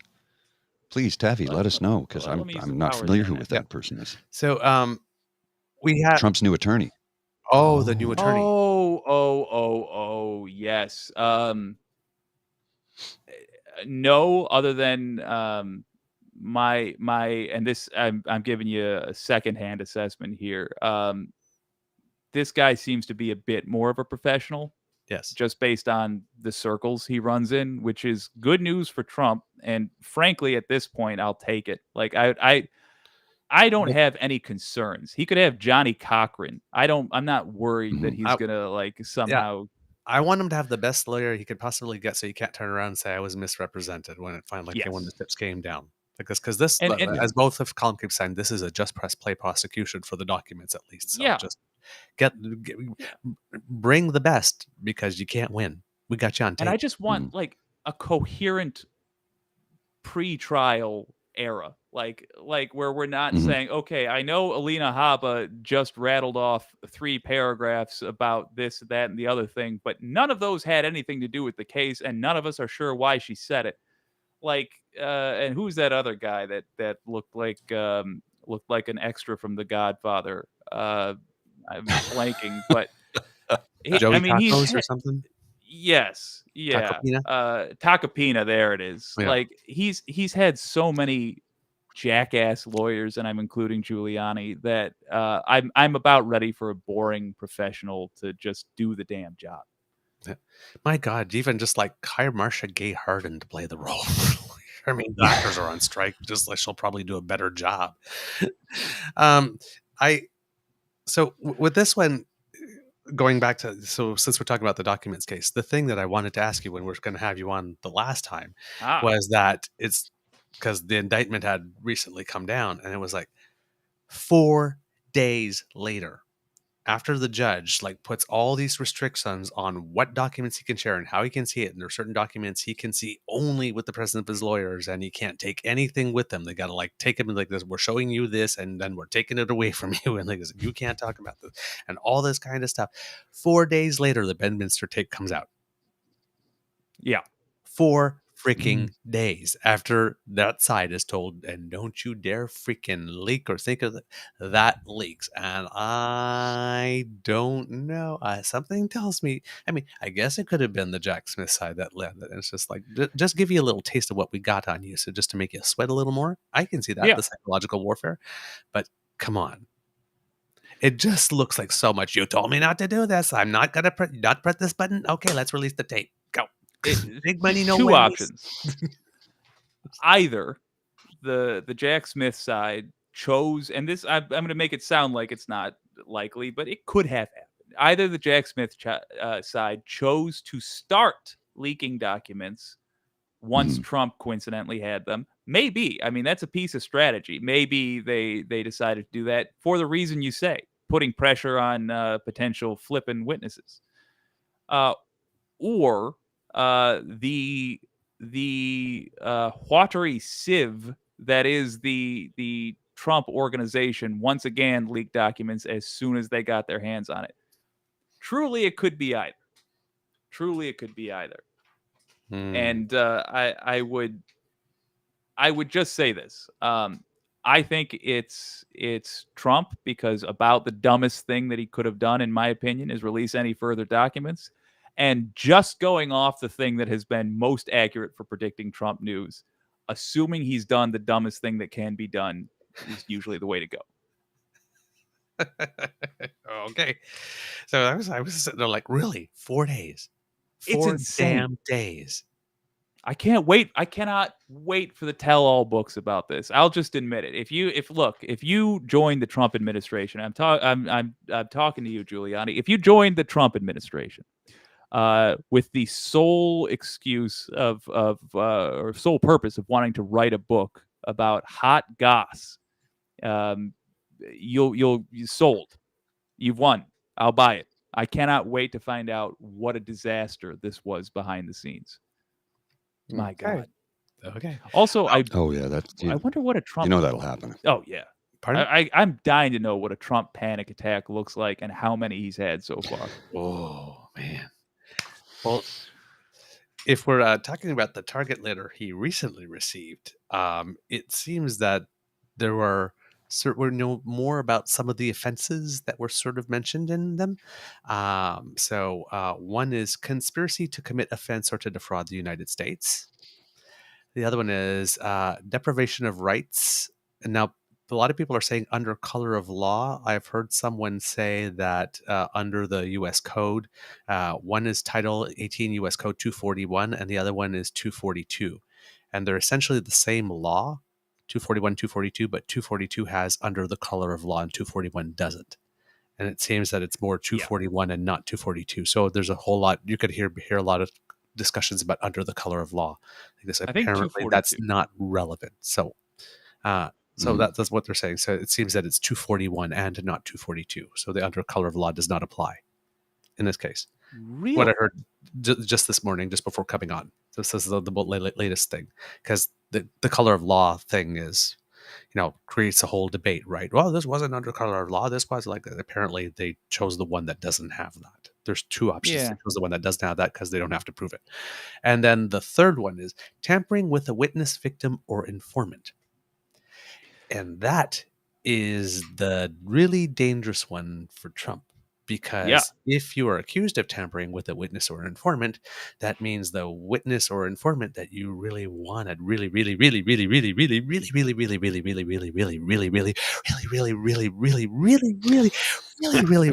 want to say anything, sang like a canary. And folks, you're not sure. And given your Trump and given your orbit's big, you're not sure exactly which one. Here, the way that works, if I understand correctly, is this. Why were you tampering with them? Because they were going to say something that you didn't want them to say. Why are you being charged with it? Because they did anyway. Ooh, that's a double whammy. Ooh. On top of that, Trump is the least subtle human being on the planet. So, oh yeah. I mean, proving that is going to be like, did you do it? No, I did though, but I could have, and I did do it. And I'm going to do it again. It was okay because Yeah. In my mind, I said it was okay. I was in my declassified mind. it before I ate the tacos, so it's Before I ate the taco. Yeah, that's good. That would be like a Trump argument for sure. I Right. can't imagine him eating Mexican food, but other than that, yeah. well, he poses with the taco bowl. I don't know. There was no I'll take evidence it he back. actually ate it, though. He would eat Taco Yeah. Bell. Yeah, all right. All right. Yeah. So I have something here. I have a graphic that just came across my feed, and this is from a couple of days ago. I don't know why this didn't get any more news. When I put this on the screen, we'll look at it for a sec, then I'll read it for the listeners, because some people like to listen instead of watch, and that's cool. But this graphic is troubling and telling at the same time. So let's have a look at this graphic. Amendment to 2023 Defense Programs Bill on reporting white supremacists in the U.S. military. Schneider of Illinois, Part A, Amendment number 31 on agreeing to the amendment. Democrats, 218 yeas. Republicans, 208 nays. You're really telling on yourselves, Republicans. Yeah. Really telling on yourselves. Yeah, that was kind of a layup. Yeah. And this other guy, I can't even remember this dingbat's name, but was it Steve? It doesn't matter. Well, there is a politician in the U.S. that's catching hell for going up on TV and say, yeah, they do. PNC Bio says they like Nazis. They do. Literally, they do. Yeah. Yeah. And there's been a guy that's been catching hell for going up on TV and saying like, well, we shouldn't call folks white supremacists, and like trying to run cover for this. And he's Tuberville. catching hell left and right. Tuberville. Yes. Tommy Tommy Tuberville, Tuberville. Senator for Alabama. But here's the issue. Then you get to that vote right there. And how did they all vote? Just the same way. To a small degree. And I was talking to my greatest political advisor about this, my mama. To a small degree, I'm glad we had Trump. Because what you just saw there is the situation in a nutshell. Everybody was voting that way. And then everybody else in the world got mad at Tommy Tuberville for saying it out loud. But at the end of the day, the actual functional thing that got done, well, they're all Tommy Tuberville. Yep. Every last one of them. Yep. 208. And they vote that way Let's to prevent veterans from getting health care. They vote against funding schools. And if you put up a bill in the U.S. Congress to say, like, kick every man in the nuts and slap every woman in the face, the Republicans would find a way to be on board for that. Yeah. Now, for those who don't know, Senator Tommy Tuberville was on TV pretending that he doesn't know that white nationalism is inherently linked to racism. Yeah. I'm not racist. I was a football coach. I coached black kids. So, right? Yeah. So, like this. I'm not how could I be racist? A man who made his money by using free labor from black folks to, now I hear it. Never mind. Withdrawn. It's like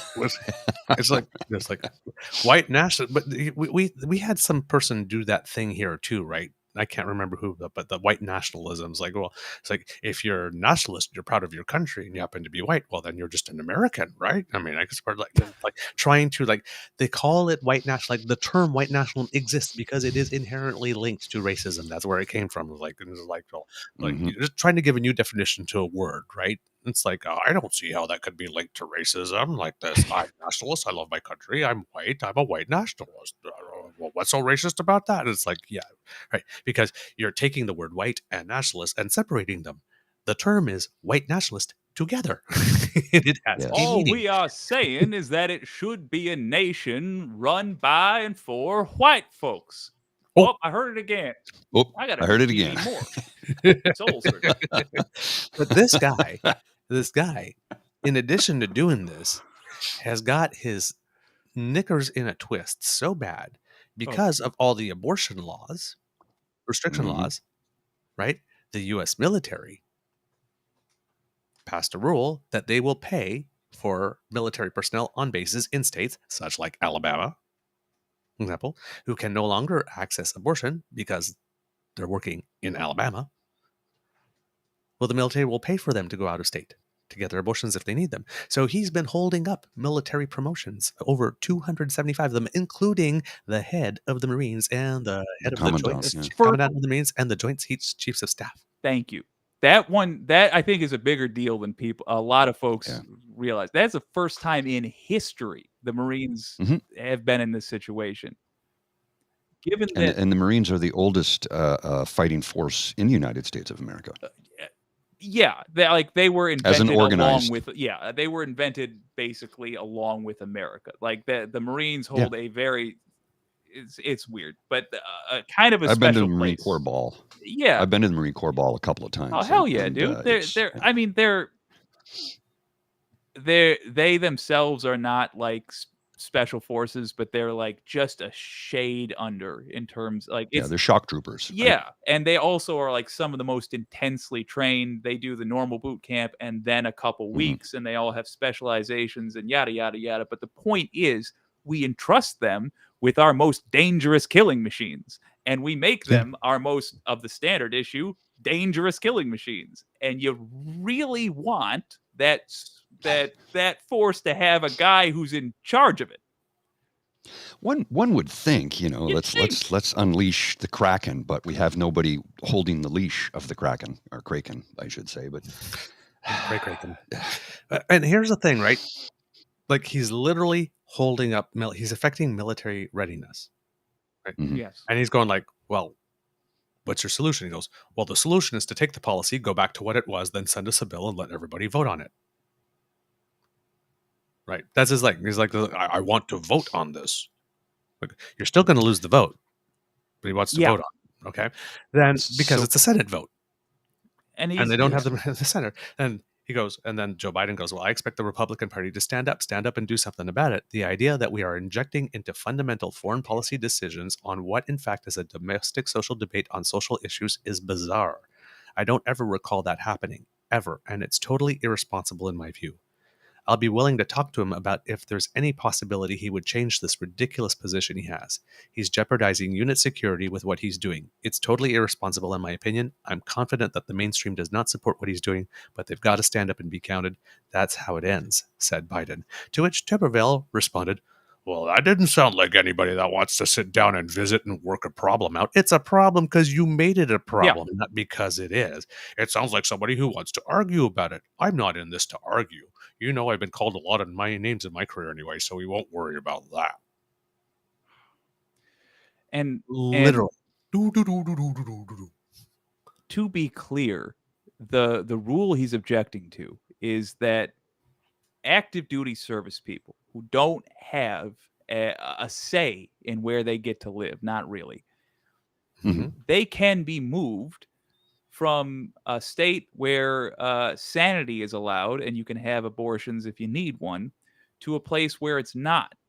And the policy he's objecting to is just the military allowing their service people to travel to the state of their choice to get an abortion. There are two real big problems I have with Tommy Tuberville outside of whether you should allow an abortion or not. Number one is, yes, he's once again doing the conservative move of taking a conversation which is not about something and making it about that. Maddening.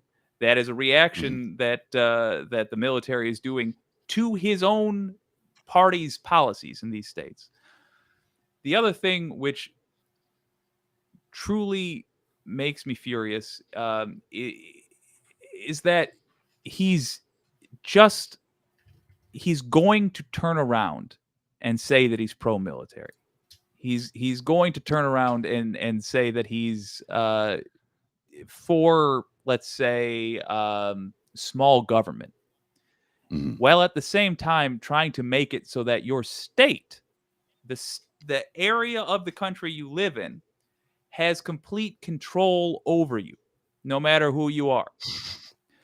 So the irony. Yeah. So imagine you're from Tennessee and you travel to Wisconsin, but because you live in Tennessee, suddenly you're subject to all Tennessee laws while you're in Wisconsin. That is more power for a government than even the U.S. government has over its own citizens when they travel abroad. That's an insane amount of power to have. That goes really beyond just these are your citizens. These are your thralls. They're your peasants at that point. So can't believe. the thing that I find strange about all of this, having, to what Tuberville, I don't know how to pronounce his name. Cunt. Sorry. Tommy T. Sorry. Oh, I won't do that again. Sorry. Okay, it's all right. What I find odd about this is he's holding it up because he doesn't want women to travel to states where they can get an abortion. Yeah. Here's where I find the oddity to me is, like, you're on base. That's federal land. Yeah. Could they not have medical facilities on base to do this?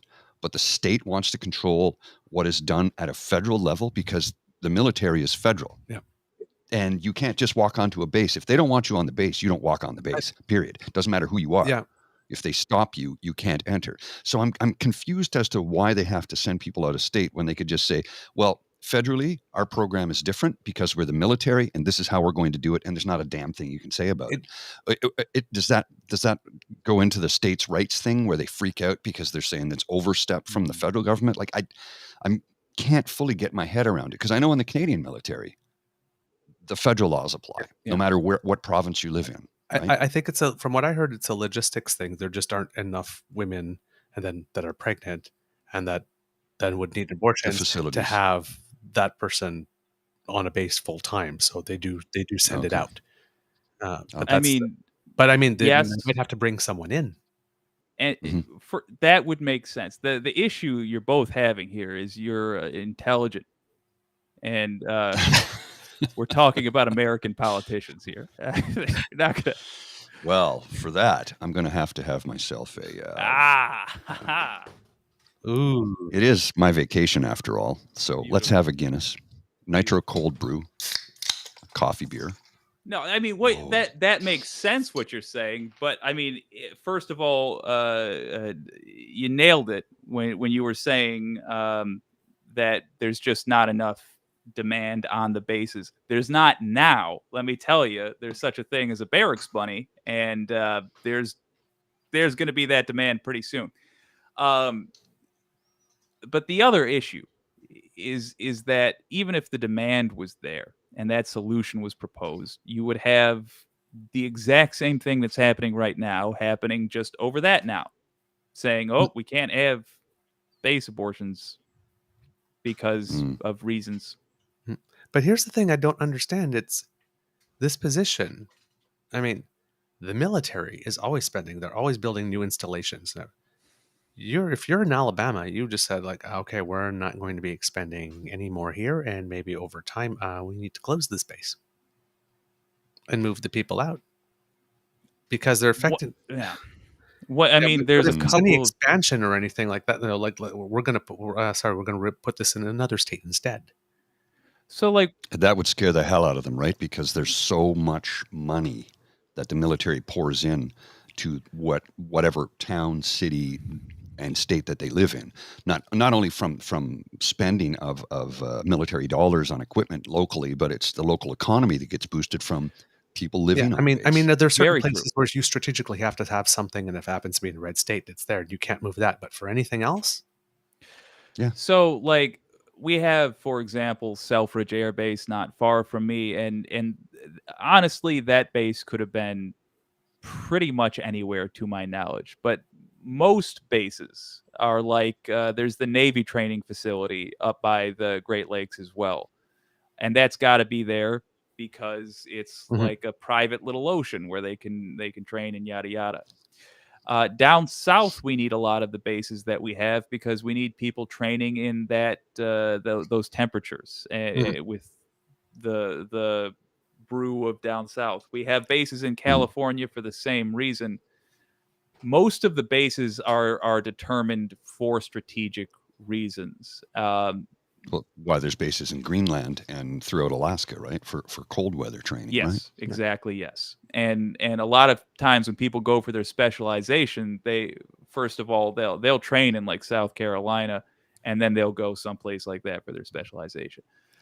The thing that's disturbing to me, because I don't think in my lifetime we haven't had a war that I thought we should participate in.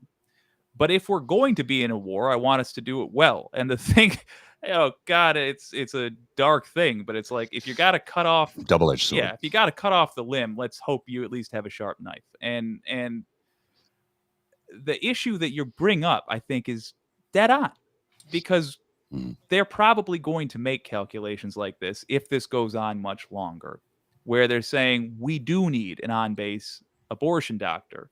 And if we can't do it in this red state, or if we can't get an on-base abortion doctor, then we can't have this in a red state, because we're going to have soldiers that need to have abortions that can't. We're going to be just losing soldiers. So we are going to be moving bases, and that is going to affect military readiness, not just in the long term, but for generations. We will have worse American soldiers. Okay, maybe that's not the worst thing on earth, to be honest, but still. It's like the destruction of a country is a boring thing, believe it or not. Most of the harm is quite boring, and this is one of those things. Held up promotions, no medical care. This comment from Ree, Saucy Sea Witch, there are many Republicans who wouldn't want women in the military, so this would be a good way to push them out. Unless they are Republican men in the military, in which case they very much want women there. Yeah, I know. It's just so bizarre. Yeah. One man is holding up all of this stuff. About 265 promotions at some point in early July. One man. Because he is not even ideologically motivated. He's just a crooked, sick, twisted.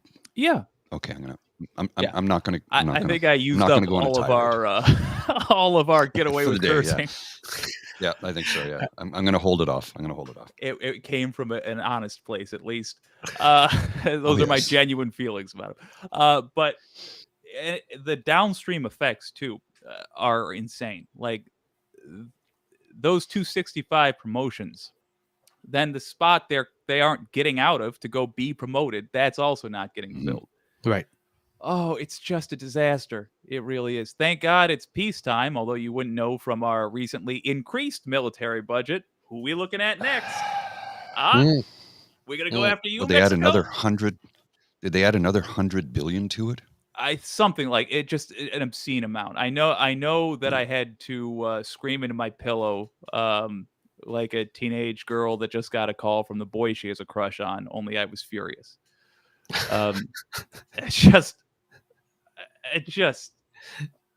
He told me he gave Buffy Rogers his pen. The prick.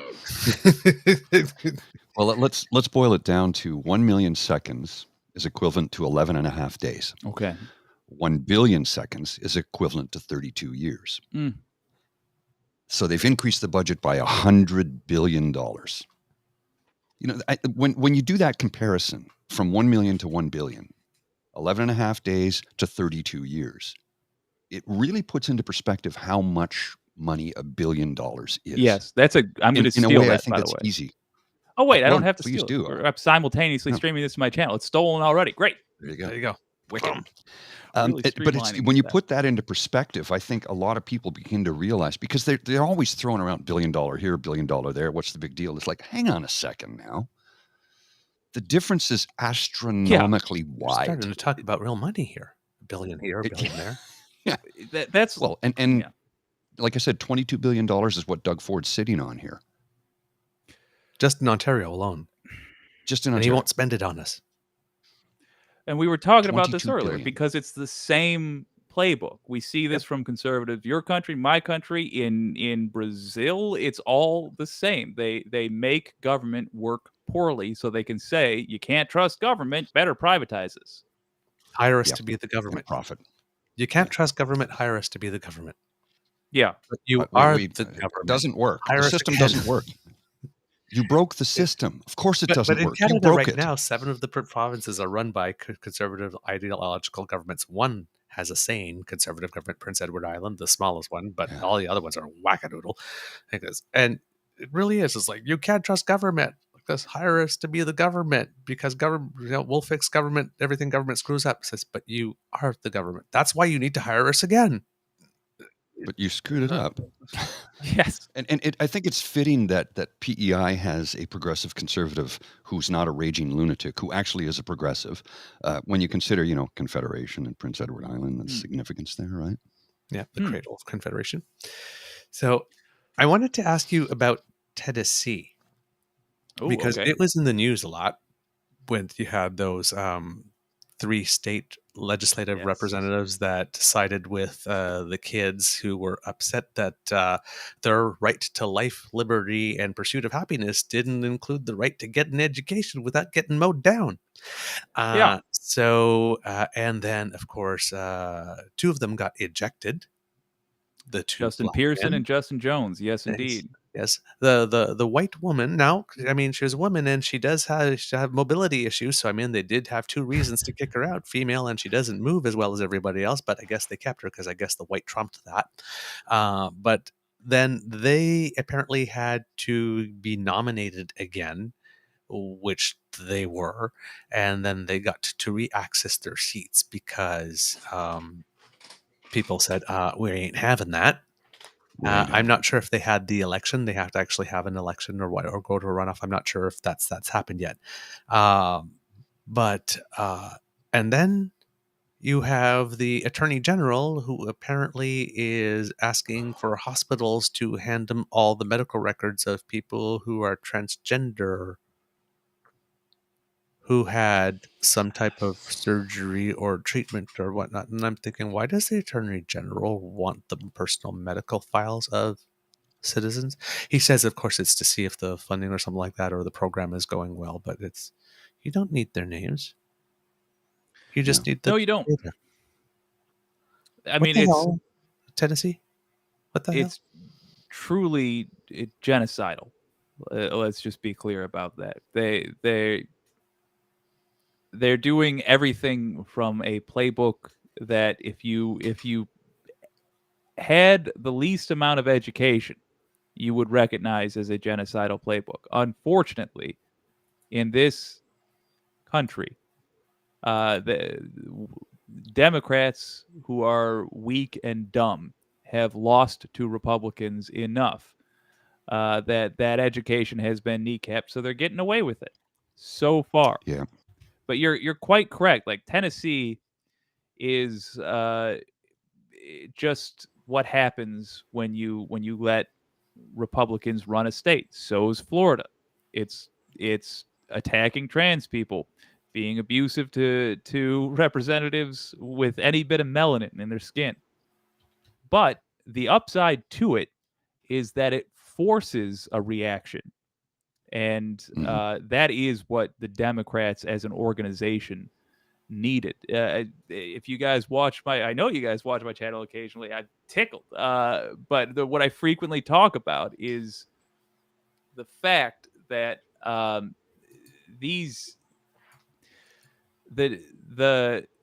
Democrats being poked into action means that they've actually had to learn how to scrap a little bit. I believe firmly in my heart that in 5 years, the Conservative Party in the United States are going to be the Democrats, because they're all on a world stage. They're already conservative. Yeah. So I think they're going to fill up that gap when people get a Trump hangover. And I think then you're going to see the Democrats break into people that call themselves the Democrats and people that call themselves progressives. I look forward to that.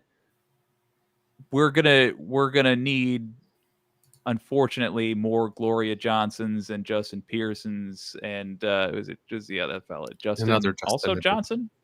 Yeah, 2 Justins, I believe. Yeah. Yes. Yeah. But we're gonna need strong figures like that too, and the squad, just people to make a name for progressives. There just have not been progressives.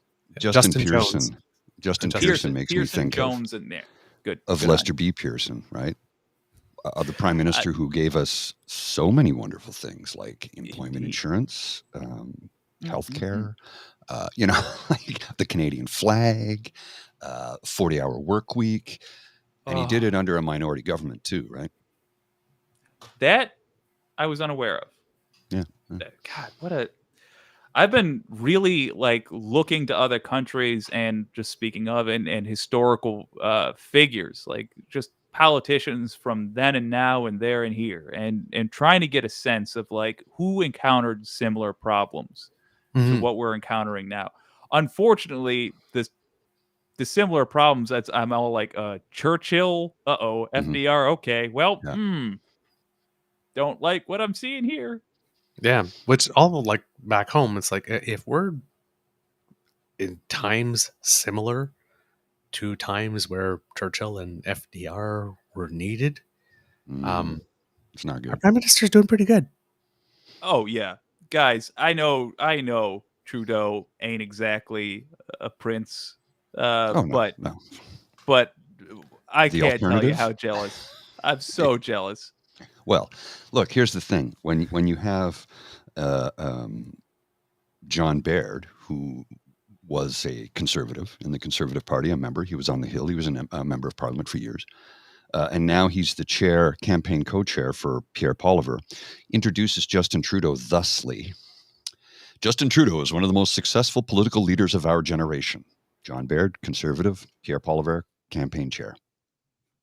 So when your literal ideological opponent presents you this way, and then you get slapped, you get taken to the woodshed by Harper and Poilievre and probably Preston Manning.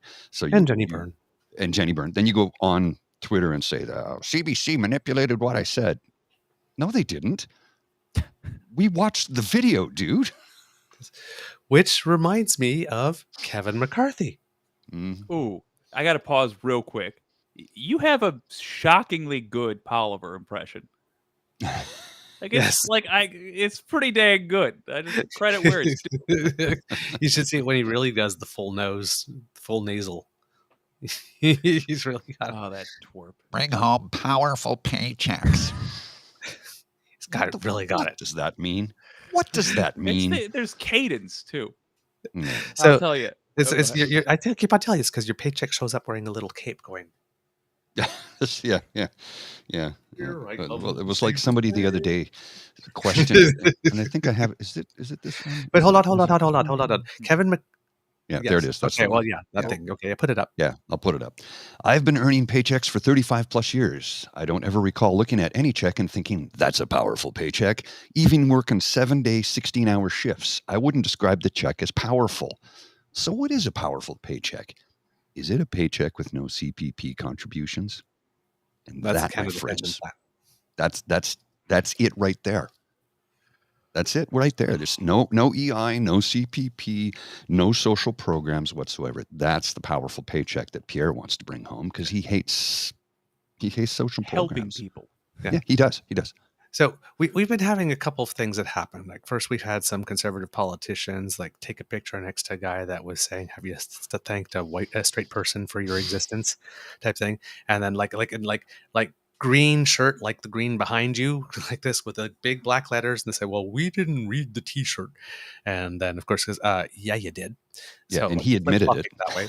I guess, and then we got John Baird, like I said, who comes out and says, the most successful prime minister in a generation, and then pulls the tweet the next day after he said, you were my campaign co-chair. It's like after 8 years of like corruption and whatnot, because if you really truly believed he was corrupt for the 8 years, you would have showed up the previous day to actually introduce him and give him a warm embrace after you did. Yeah. So, and now we have Kevin, and which made me think as soon as I read that, oh my God, we're having our Kevin McCarthy moment, because twice now Kevin McCarthy, right after January 6th, said, Trump is a terrible thing, and like this, and then he went and took that visit to Mar-a-Lago, and then there was a picture of them standing together all smiling. And then the other day he went on the news and said, well, I'm not sure that that Trump might not be the guy or something. He made this little the comment, they were asking if Trump had a chance to win, and said, well, I think Trump has a good chance to win the primary like this, but is he the guy in the general? I don't know. And then apparently he got called. Came back. And he is now apparently like saying things to win people, and he seems to be this dynamic where Trump's asking him to do something, and then he tells Trump he's going to do it, and then he doesn't really do it, and then he makes all the Trump people mad that he didn't do it, but he makes the non-Trump people mad when he goes back to Trump afterwards and goes, "Oh, no, sorry." Like, what's the deal with this guy? I mean, I understand. And then Marjorie, and all of a sudden now he's got a friendship with Marjorie Taylor Greene, who was like and Marjorie Taylor Greene ended up got in a fight with Lauren Boebert and called her a little bitch. It's just like on the house floor. So good. I mean, things are in the peach tree dish. Remember that. Everything's carbonates from the peach tree dish. Oh God, I can't believe she said that. Yeah. So, all right, Kevin McCarthy. First of all, yes, he's from California, but there are red parts of California. He's in a bright red part. So understand he's in a safe district. This guy's background, he worked for a politician in that bright red district and basically inherited the district. He is not a smart man. No. But his edge in politics is he's one of the rare people that knows he's not smart. This is key to understanding. Smart enough to know he's not smart. Yes, I mean he at least, like, back when he was just inheriting the district, I'm sure somebody told him to his face, like, you're too dumb. Don't do anything else. You will never get elected elsewhere. Yeah, and he's right. But here's the thing: his highest ambition. He came in with Paul Ryan and the other people that were called the Young Guns. Even though he was in his late 40s at the time, he was really stretching young there. But all right, fair in politics, fair enough. But he came in with Paul Ryan and these other fellas. He's the only one still standing from that group. Yep. Because Paul Ryan is smart, but not as smart as he thinks he is. Yep. He's charismatic, not as charismatic as he thinks he is. Yep. So like a little weevil, like a little cockroach, he survived. But I can't stress enough that he remains dumb. He will keep saying dumb things, like outing the fact that Benghazi was just a stunt. And he is desperate to stay where he is, and he will do anything to not change things. So I can't stress enough, like, he actually understands that Trump can't win an election. He actually understands that if in the presidential election, whether the Republican Party wins or loses, if a lot of Republicans don't turn out, it's even possible that he could not get his seat back, because that's how turned off his California red district is. Even more, he knows it is probably more likely than not that he will lose his job as Speaker of the House, given the way the current political realm is looking. So he's knowing that his plans aren't for greater things than the House of Representatives. This guy is just desperately trying to walk this knife's edge and praying every day that God sends Trump's heart and a little piece of fat that gets stuck in a vein, and saves McCarthy's career. Because the latest one apparently is that Team Trump, because of hurt fifis, want a law passed to expunge the impeachment vote. Yeah.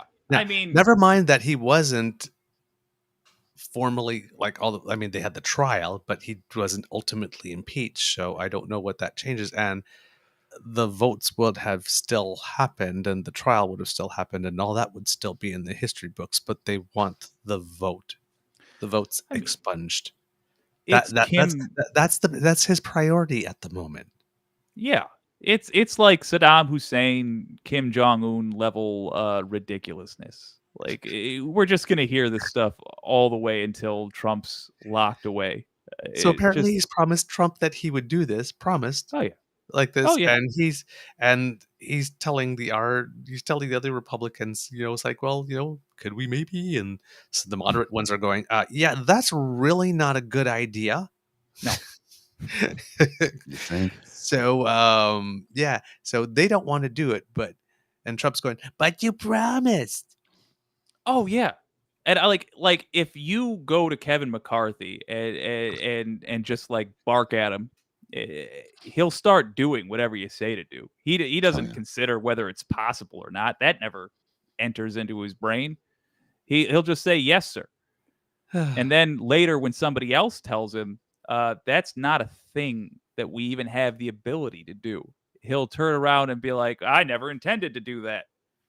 And then when the first person comes back to him, he'll be like, "Oh, we're working on it." And it's like a Brady Bunch episode where he's having two dates at once. I promise, and it doesn't get settled until the media asks. He's like, he tells Trump, "I promise I'll get it done," and the other ones, "We're working on a deal." Yeah. Well, it's something that just occurred to me when you say that Kevin McCarthy was considered a young gun when he entered when he got in there at what 42, 44, I can't remember how old it was. And I'm like, yeah, okay, but if you can consider him to be a young gun if you compare him to somebody like, I don't know, Orrin Hatch or Mitch McConnell or Chuck Grassley, because like McConnell got involved in politics in 1975. Yeah, like Chuck Grassley's been in his position for 42 years, the longest serving Republican senator in history. It's young by our standards, but like for compare, like by the standards of how, I mean, we've had so many politicians just essentially, this is blowing my mind, because Americans until quite recently just didn't pay attention to politics. Like nobody had any idea what was going on. Basically, once you got in, you were there until you chose to leave. Yeah. That meant that all of our politicians are like geriatric because it's a real cushy job where they get to set their own paycheck. So of course they hung out there. Oh yeah, and the law doesn't apply to them, so they kept that job. Oh, and then the healthcare factor too, right? Yes. But the way it's supposed to run is that the House of Representatives is relatively, for a national level position, relatively easy to get into. Mm-hmm. So now that people give a damn, we have people like Maxwell Frost in Florida. He's 25 years old. That's a little more. I mean, it's a little young for me, but still, like frontal lobes have just finished forming at that point, right? But still, like to show you what a difference in political atmosphere we have, even though he is the youngest, for the record. That's a little bit more normal these days. Whereas just 15 years ago, McCarthy was considered a young gun in the middle of his 40s. Yeah. So I think it's a sign of improvement, but I can't stress enough, whenever you're trying to predict what McCarthy will do, remember that he's dumb and he's not much more ambitious than where he is right now. Well, and getting young people involved in politics is good, but I sometimes I think, whoa, hang on a second here. Like Skippy, the Wonder Pigeon, Pierre Poliver, entered politics when he was 21. Feels like he's been in that position for 20 years. He's never held a real job, ever. And Sam Oosterhoff got elected when he was he 19 when he got elected? Yeah. I do think there needs to be some insistence that you live in the country you govern to some degree. Yeah. Yep. Okay. What do you think of this? I got a pitch for a law that I genuinely want to try. My representative is Rashida Tlaib. I might harass her about this. What do you think of the law that every politician, let's say at a state level, should be required to traverse the district they represent using nothing but public transportation at least once a year? I like that idea a lot. So you can really understand what it's like to be with the common people. Yeah. Like, you're going to have to actually go see us and smell us and now sit next to us. Myself. Yeah, sit next to us, get called to see you next Tuesday by us. That sort of thing. Yeah. And actually have a sense of what it's like to live as one of us. Oh, and here what I think. Let's take that one step further. Okay, take it one step further. When you have to do that, let's say they have to do it twice a year. Oh, On those days, you are only allowed to have enough money that a minimum wage earner would earn on that day. So I you can't, love that. no expenses. You can't expense it. You have to pull it out of your own damn pocket, and you have to do it from the budget that we set, which would be what a minimum wage earner would have to live on. So you have to traverse on public transport and then feed yourself with the same wage. And then remember, at the end of the day, you don't have a car, you have rent that's A day's spiraling 24 out of hours. control. You got to sleep somewhere. Yeah, Yeah, right. folks in the audience, help me name this bill. What is something we could call this day that politicians would have to experience? It would be just hell for them. No, But what's I something we think could it should be call a it? week, though. I mean, if you're going to traverse your district, I mean, that's not going to happen. You shouldn't just Well, traverse just a city that has the best public transit in where you are. I mean, let's get to the place where there are food deserts and Oh yeah, I think every district in the country should require it. Not sure. Trying to find out. Yeah. I think I think that idea might be delightful, but to be honest with y'all, I don't think it would pass. I don't No. think it has a snowball's chance in hell.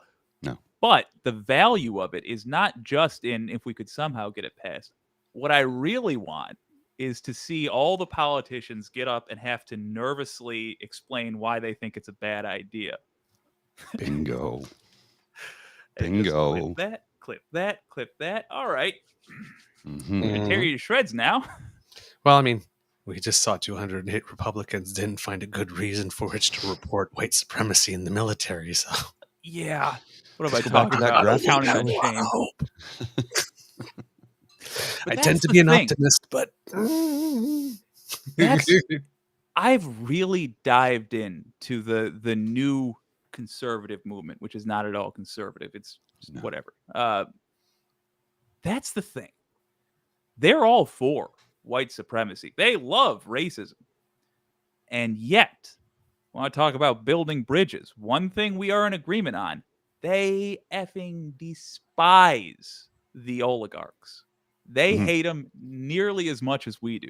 And the Mhm. only thing that stops them from hating them just as much is that they're lied to a lot more about them. But like, Yeah. that is, I think, that is a wedge issue. Whereas the white supremacy thing, they're either going to believe that, oh, lefties just want to say white supremacists, but they're just going after whatever. Yeah, I think Or they're this elbowing kinda- and saying we like that. this kind of But on says it right this- here, right? Yeah.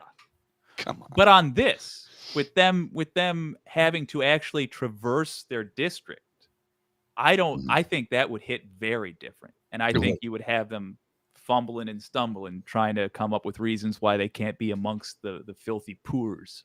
Mhm. Well, and then let's take that one step further. The build the wall folks who are so desperate to get that wall built to keep out them Mexicans and brown people from coming into our country. They're surging into our country to take it over. No, you do realize that a large part of the agricultural community in both our countries relies upon migrant workers. Without migrant workers, it would collapse because people who Yeah. look like me refuse to do that work. Yep. Number one. Number two, the migrant workers, because they're, not necessarily here legally all the time, they get paid a lot less money. They do get paid, but it's next to nothing. And they live in these long work houses, which is basically a barracks, is all it is, with no privacy whatsoever. And they do it because, it's profitable for them to do it that way. So when they say they want to put an end to it, you have an entire industry that absolutely doesn't want that to happen. They won't come out and publicly say it, but it's a fact. Yeah, It's we a had fact. we had representatives in Florida having like desperate meetings with migrant workers saying like, no, it's just a political thing. We're not actually going to enforce this. Followed by again in Florida, where a monstrous bill was just passed, empty fields with unharvested crops. Get ready, by the way, folks who enjoy investing and shorting stocks. I don't know if you can do that in your country. I hope not. It's an awful practice, but if you can, you should do this. Get ready for some real unstable crop exports from the United States, because all of our southern states are having this problem now. Oh yeah, and the heat trap. Shot ourselves in the foot. Not only What the now? heat wave. Not only the heat wave, Oh, but Blumenthal was God. on there saying like the crops are actually cooking in the field right now Yes. Yeah. before you can harvest them. there was a fella I met a couple of years ago in Canada Day. He was here visiting from California, and we were sitting there watching the Jays game, because the Jays always play a Canada Day game in Toronto, and I think they were playing the Yankees at the time, which is usually what they do. And we're sitting there, and this fella had a Toronto Blue Jays jersey on. And I go, "Oh, you're from Toronto?" He goes, "No, I'm from Los Angeles." We're like, he goes, "I just love the Blue Jays." He goes, "I started watching them in the 90s when they won their back-to-back World Series. I became a fan." I'm like, "Cool." And he said, "I was in Toronto," and somebody says, "Well, you should, Canada Day, you should go up to Ottawa." So he gets up here and he's like, "Holy Christ, it's hot." It was 47 degrees with Humidex that day. He's like, "I can't believe how hot it is." And I go, that's typical in Ottawa on Canada Day. It's either a raging downpour or the hottest day of the year. Yep. So we're having a nice conversation with this fella, and he was telling us how in California, the crops were rotting in the field because they couldn't get anybody to pick them. First of all, I just had to translate 47 degrees Celsius to real temperature. That's insanely hot. Yeah, it is. I'm Yeah, it busting is. your chops, but that is A, Ottawa. insanely hot. And B, yeah, could not be a worse time for global warming to collide with terrible immigration understanding. Boy, I do not look forward to the next year in the grocery aisle. No, it's gonna. We think it's expensive now, even though inflation is dropping. Food prices aren't, and they're only going to go up.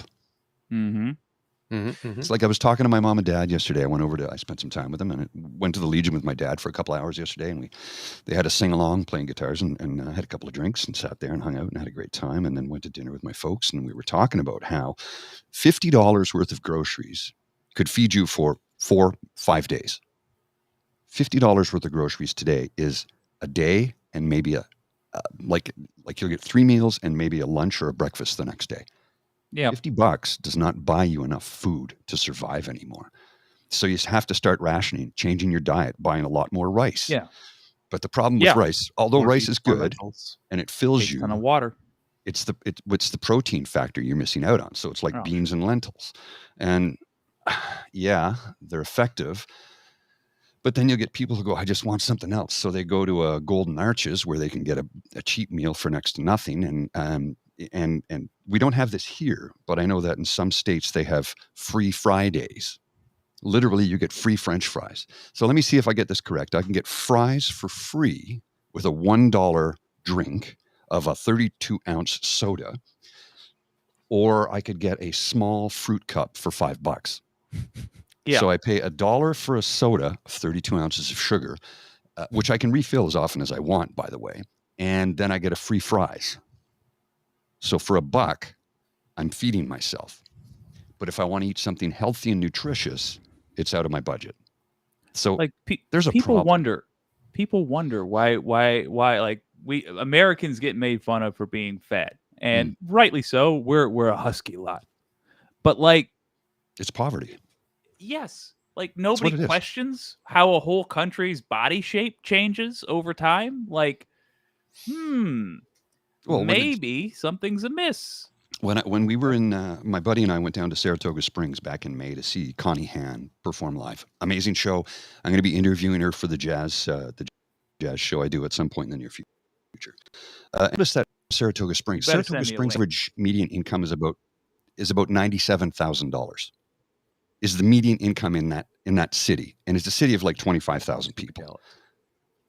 Well, $97,000 is a damn good living here. It gets you, the middle class cutoff where I live is $87,000. I don't meet that, but they're $10,000 over that. Now consider $10,000 US dollars, number one, which gives you more buying power. But number two, the cost of living is lower, with the exception of health insurance. But we noticed in Saratoga Springs, everyone has health insurance because and I say this with the kindest possible way I can say it. We did not notice a single obese person in all of Saratoga Springs the whole time. Not a one. Yep. Not a one. Everybody was fit. Everybody was healthy. Everybody was out having a good time. They had money to spend, and they looked good. On the way back, we stopped in Plattsburgh at a Walmart. I don't think I need to go into what we witnessed there, but we were truly disturbed by it. True, like we walk into the grocery aisle because we went to get some Guinness 00 because we can't get it in the non-alcoholic Guinness in Canada yet.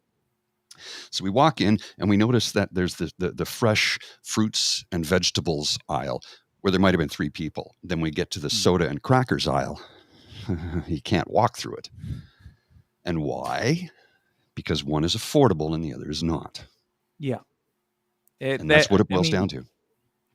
I come from, for the record, I'm what do they say? Poor as a church mouse. But I come from wealthy honkies, and just you've hit the nail on the head. Having lived on both sides of those tracks, you don't even think about it. Like when you have money, you just buy what you're in the mood for. Yes. But when you are poor, you're suddenly like, which of these things that I can afford has protein? Because I haven't had protein in a month. Mm-hmm. You're buying cereal, and you're just all grain and sugar and fat in in 1,000 different forms, but it's all the same crap. Yeah. And look, if that's something you love, more power to you. But the issue is, at one point, your doctor is going to go to you, if you can afford a doctor. Your doctor is going to go to you and say, your heart is going to pop if you don't eat a GD vegetable. Yeah. But you just simply can't afford it. Can't afford it. It's brutal. Well, there was a story. There's a young woman I follow here on the Twitter, Erin Brooke. I want to say Erin Brooke. She tweeted something a few years ago, and that was an instant follow for me. She said, "I realized I was no longer poor the day I went to the grocery store and I filled my cart, and I wasn't adding up everything I put in my cart. When I got to the cash to pay, I didn't even think about it because I knew I had enough money to cover it." She says, "That was the moment I realized I was no longer poor. I wasn't rich. I wasn't even middle class, but I was no longer poor." And I'm like, yeah, I've done that, going to the grocery store, and it's like, nope, that's going to have to stay on the shelf. We'll get the no-name version of that, which is, that's salt and fat, but $5 versus 99 cents, which, when the budget is tight, and I've been there, I've had times when my earnings have been very healthy, and I was a member of the middle class for about 3 years, and then that changed. It was nice.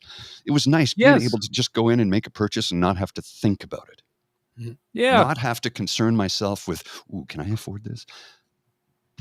And there are millions of people on both sides of the border, millions of people who, when they purchase groceries, have to price check everything and add up in their head, do I have enough money to cover this? Yeah. And that's no way to live. It's really not. And if you're wealthy, you don't even consider like the secondary things that happen. Like, all right, let's say you are you're poor and you're buying groceries. The worst case scenario for you is not that your card gets declined. The worst case scenario for you is that the bank, you go over and the bank covers the cost, and then you get hit with an additional fee. And now you're punished. You got no money in the bank. If you needed to put any gas in your car, you better hope there's a crumpled dollar in between the couch cushions somewhere. Mm-hmm. It gets exponentially worse. These things compound, and this becomes your life, all because you had to buy the Kellogg's brand cereal and you didn't buy the Sack cereal. Yep. There is a level of, and I know this is true in the US, I suspect it's true in Canada too. There is a level of willful ignorance about this stuff from people who just don't have people in their circle of friends that got to deal with it, that allows it to keep getting worse and worse and worse. And the thing is, if we keep offsetting all these problems onto the people that got to live a little bit rougher, they always catch up. They go through, they burn right through the poor folks, then they catch up to the middle class, and then eventually you got rich people buying their groceries, having them shipped in from another country because they just can't get groceries here. Mm-hmm. It's a big systemic problem. And as I've said on this show before, and I'll say it again, and Mr. Beaver, you know that I say this, food banks are a failure of society. A failure. And when we have politicians saying, get out and donate to your local food bank, motherfucker, no. Eliminate Why am I food doing banks. your job? Yeah. Your job is to make sure people have enough money, earn enough money. Now, look, some people will piss it away on drugs and alcohol. Fine. Okay, fine. But it's just, I'm exasperated. Oh, wow. Oh, Yeah, it's true. Yeah, there's. we got fired up. Everybody's got to eat. This is the part I don't get. Right, and I don't know if you guys have the same situation in the United States, but we're having a problem with housing because we just don't have enough supply. But we're trying to break in 500,000 immigrants a year because we're not reproducing enough to keep the economy going. We're not building enough houses fast enough to actually house them. So now we're making, $200 million one-time investments in shelters because 1/3 of the shelter space is being occupied by the asylum seekers and refugees and new people that are coming in that we need to help us fill the workforce, but we've not created spaces for them to live yet.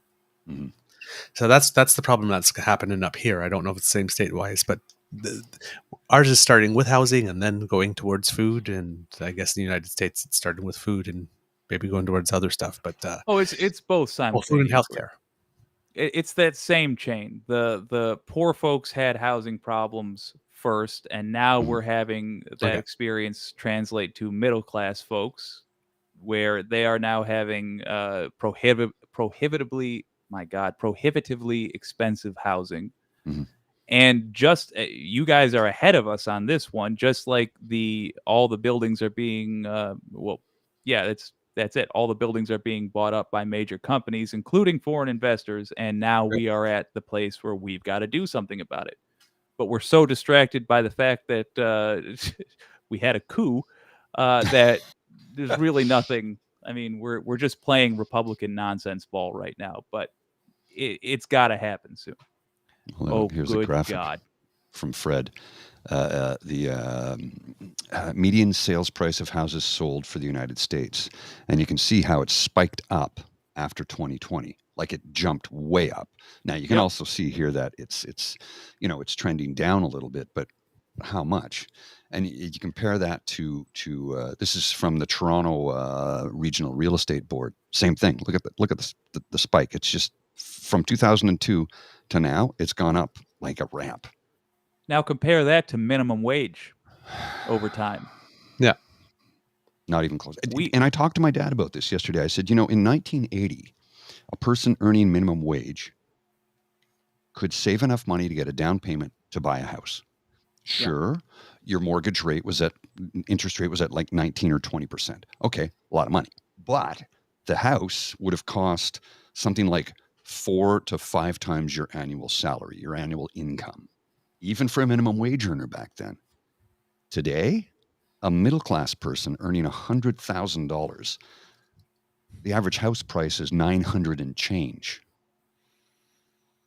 Yes. So there's the difference between what you earn and the cost of the house. Forget that the interest rates are at 5%, which is a lot of people going, that's unbelievably high. And I go, yeah, if you bought it at 0 and 0.25 and now it's 5, that's a big increase for you, but it's not 19%, but the cost of the house alone. And Mr. Beaver, you can speak to this much better than I can because this is an area you're well versed in. Yeah, we bought a house 2 years ago. So we're getting dinged right now. Ooh. Ooh. Yeah. But millennials aren't having kids. My mortgage started out at about like $850 a month, and it's now $1,300 and something a month. Oh. Yeah, that's a huge jump. Canada raised interest rates higher and faster and more aggressively than any other country in the world to try and curb this inflation. We also have the lowest inflation in the G7 at 2.8 at the moment. But thing is that while, we said on the show the other day, while core inflation is 2.8, food inflation is 9.1, and housing inflation is 30.1. Why is it 30. our governments think the only way to handle inflation is to raise interest rates? It's maddening. Yeah. Wild idea. Why don't we try regulating the people that are causing the inflation? Oh, no. We can't do You'd that. think, Those are right? our wealthy donors. We We can't harm right. them. I'm sorry. It's foolish. It started with I didn't mean Reagan to when he offend cut my the lord. corporate tax. When he cut the corporate taxes from 90% under Eisenhower, 90% over a certain limit, right? So you'd pay a certain percentage until you hit something like the $10 million figure, and then it was a 90% corporate tax rate. Boom. He sliced that right down to the bone, and we're still seeing the effects of that in 2023. Mm-hmm. He hasn't been president for a long time. Yeah. One of And the it reasons started in 1980, right? Yeah, one of the reasons I took him as my worst Mhm. when we did our show the other day, last time. Yeah. Worst one. Yeah. Speaking of worst, two other subjects before we go today. First one, Rudy. Not the football Queen movie. For, Not the Queen football movie. for a day, Rudy, who Oh. recently was sanctioned by a U.S. judge for failing to search for and turn over records in a defamation lawsuit brought by former Georgia election workers Ruby Freeman and Shay Moss, mentioned. Mhm. The two that he accused of passing little thumb drives around to each other like little vials Called of them cocaine drug dealers. Yes, basically. yes, because apparently he wasn't doing his disclosure, and he said that his lawyers maintained that his searches were adequate and argued that it would cost more than $320,000 for him to access the database containing the messages.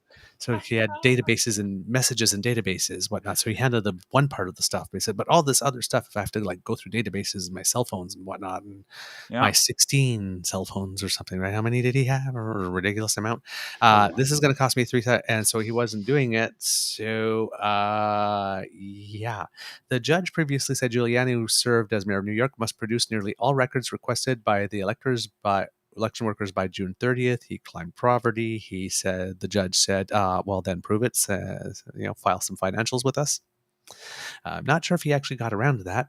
And then the judge, Beryl Howell, found that Giuliani arbitrarily limited his search of a database that contained messages and documents in his possession prior to April 2021, when federal authorities seized his electronic devices, plural, and conducted an imprecise manual search of messages from after April 2021. Lawyers for the plaintiffs, Moss and Freeman, accused Giuliani of failing to fulfill basic obligations to turn over records sought as part of a lawsuit and refusing to detail his efforts to preserve and collect the documents. He said that it would cost $320,000. Freeman and Moss sued Giuliani and the right-wing news organization One Act America in 2021 over statements and broadcasts tying Moss and Freeman to false conspiracy about vote rigging. And it seems that the judge decided that Giuliani must pay attorney fees and costs associated with the plaintiff's efforts to force Giuliani to search for the documents in the first place. Boom. So Beryl Howell is a name you're going to hear a lot in future years, because she's a DC judge where a lot of these crimes happened.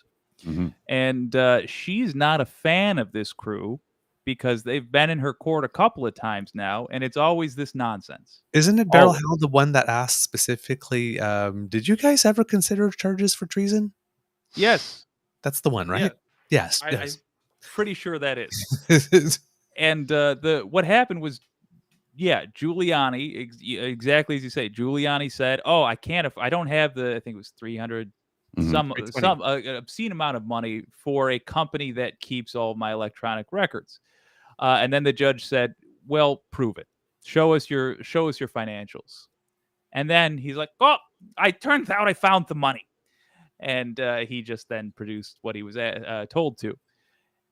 Going back to your point from earlier, when held accountable, these people act very different. Mm-hmm. But when they think they can get away with stuff, they're going to try to get away with stuff. Mm-hmm. Hey, I know we have a lot of U.S. district judges that watch both our shows. Fellas, ladies, take a note. Take a note. Mm-hmm. Don't take sass. So this happens to him, And then later on, we hear that Rudy decided to become a queen for a day and had Oh, a yes. proffer interview with the team of Jack Smith, former prosecutor. Was it the ICC or the War Crimes Tribunal? I can't remember if it was the International Criminal Court or International War Crimes Tribunal. But, a guy that's used to having very complicated cases with very, very, very, very, very, very, very bad people. Apparently, and this type of interview is one where, for one day only, if you tell us absolutely everything, and we do mean absolutely everything, and you don't lie, and we really mean don't lie, you'll get off scot-free. And Rudy did brag in the past about having an insurance policy. Yep. I'm pretty sure he's saying like a canary. Absolutely. And just rivers of hair dye flying down his face the whole time. Here's my bet. Just like you can go more detailed than betting on a team to win or lose. You can call the specific points. I'm betting that both of these things are true. That Rudy Giuliani absolutely flipped on Trump and gave him everything, and he's still going to go to prison. Oh yeah. Oh. I think he's enough of a dingbat to have lied about just enough to get him tossed in prison and to have his testimony used against Trump. I'm excited. Let's get the popcorn ready because this is going to be entertaining. It's gonna if you're following this type of stuff, the next couple of years is going to be delightful. Picked a good time to be interested in this. Oh yeah. Finger licking good. Call the colonel. We're gonna roast these piggies. Apple in the mouth and everything. Oh yeah. Oh, okay. The last one. All right, maybe the best one. It seems that the Senate is passing a bill that would require the Supreme Court of the United States of Canada. United States of Canada. Yeah, maybe we should do that, actually. Yo. Nip this stuff in the bud. Yo, New England, Minnesota, hey, California. Your man ain't treating you right. You want a real man? Come see us in Canada. Huh? I can't even put up an argument. They're not wrong right now. Join us. So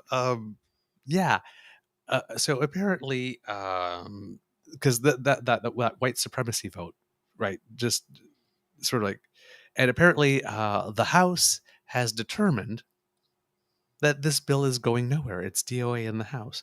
So the House of Representatives does not want the Supreme Court of the United States to have ethics rules that it follows about like gifts that it can receive. And when it is, they should recuse themselves from a case. Looking at you, Clarence. Clarence Thomas, the Michael Jordan of corruption. Oh, yeah. They're going to build statues to that guy out of gold on whatever Nazi island that his billionaire friend owns. Right. Yeah. Whenever we talk about like taking the bricks of the wall like this and getting over them and then using them to build the wall behind it, this guy has his position because of affirmative action, and he just ruled to remove it. Oh yeah, I mean look. I got mine. So fuck all y'all. Maybe he's an incredibly skilled legal mind. Maybe, I don't know, because all his opinions have been the opinions of some billionaire. I have no idea how Clarence Thomas feels about the law, other than his opinion can be bought. I will tell you what you will see, and it will be in some more succinct form than this. Next year, this is going to go away.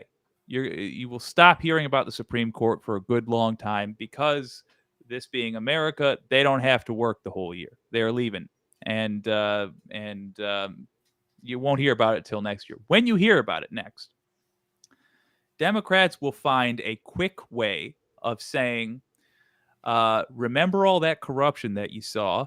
Nothing got done about it. The reason nothing got done about it is the House of Representatives go out and vote. That will be what you hear. That, I think, is the correct strategy. Incidentally, it's also true. But knowing the short attention span of the voter, it'll be late summer next year. So almost exactly a year from now that this next comes up. Or the next time it turns out that Clarence Thomas is found to have taken a massive bribe. So could be next week. Could be tomorrow. Could be literally right now. When we log off, we could get a new headline. So here's the thing. Thomas possible. and Alito are the two oldest on the bench, right? I think Alito's like 73 and Thomas is like 75 or something. So yeah. They're the next to retire. But remember, evil adds longevity in a cruel twist. Clearly. It does. Clearly. Now, is there any possibility in your mind? Because so far, Senator Dick Durbin has not subpoenaed his robed ass to come to the Senate Judiciary Committee and come and testify, because he invited Chief Justice John Roberts and he said, no, I would rather not. Thank you very much. And they requested, but they did not subpoena him. Dianne Feinstein is back. They couldn't because she was away with shingles. Yeah. But now they're back and they have the majority. Because why hasn't anybody dragged their ass back in at the moment? Because they do have subpoena power to bring in one of the justice and have them testify under oath at a Senate Judiciary Committee, which I am sure that will bring some of them to lie. And I'm just saying, is there a way that there could be so much people can make trouble for him and process and a lot of media stuff that he's just going to decide, it's not worth it trying to write it out. I'm just going to retire. Oh, that'd be great. I wish our country functioned like that and had the people of the caliber to make it function like that. No, they won't be invited back in. No. First of all, Feinstein is, there we go, got it right. Feinstein is not really back. I mean, her body is, but her mind is in the 90s somewhere. I feel bad poking fun at her, but come on, retire, buddy. Second, for the reason I just explained, that the American, or at a different thing, the American voters' childlike attention span. Nothing Supreme Court will be talked about or dealt with until close to election time. I do think, though, it is for relatively, even if I don't agree with it, it's for a logical reason, which is that it would not matter if Clarence Thomas ate a plate of those baby backs right next to Trump in front of cameras. Republicans will do nothing. So until we get rid of all Republican majorities and we're back to a blue House, Senate, well, blue for us, House, Senate, and White House, Democrat, House, Senate, and White House, nothing will happen. So there's no point in making a big stink about it. And also they're gone for the summer. So no one's going to care because we're in hell. But hopefully with these young bucks coming up behind us, joining us in the voting booth next year, hopefully we're going to get some real change, and this will absolutely be revisited when there are the votes to do something about it. Heartbreaking, but yeah. So, but okay, at which point, yes, they'll retire. There clearly seems to be an adopt justice program at the Supreme Court. Justice. Oh, adopted justice. There are people that get assigned to certain justices, it seems, from these societies or whatnot, who go and talk to them and show up at their cocktail parties and invite them on vacations and at dinners. And it's like Big Brother, Little Sister, or Big Brother, Big Sister. But literally, it's like matching up a billionaire with your corrupt official. Yes. Yeah. Seriously. God, that's a good way to put it. And it's so sad. Oh, yeah, that's it exactly. I mean, here's the thing, right? Harlan Crow, 25-year friendship, apparently. Mm-hmm. Which started immediately after Thomas got in, but yeah.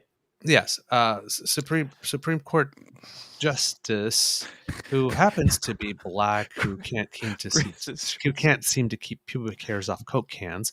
I don't know with what he's drinking it. And then a white billionaire. It's funny because it's true.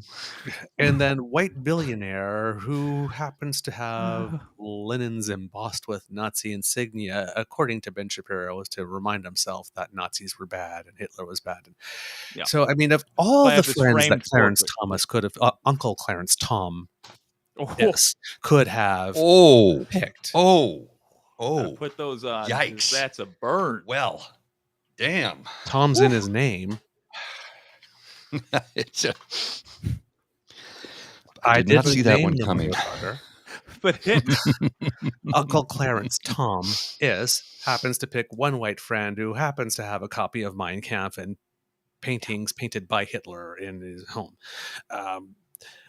That is not disturbing on its own, apparently. Then they go to Man Camp. yeah, what the hell? What the Because- hell? Come and tell me that somebody's not going one day at Man Camp when I was playing the clarinet at band camp. It's a little. I was like, I'm gay, and that sounds way gay to me. And just a side note, just as a side note, Clarence Thomas, when he's talking about this, he's like, "Oh, so I went on a trip with the guy, but I didn't really know." No, this is Alito, when he's talking about a Yes. trip he's on, he's like, but I didn't really know him. They had a free seat on the plane, and the wine we drank, it wasn't even that expensive." And that little comment there, I'm like, oh, that comment about the wine. That's how the rich and powerful are catty to each other. Through the Mhm. media, he's saying, like, get some better wine next time, man. What the Yeah, hell? yeah, What was yeah. that?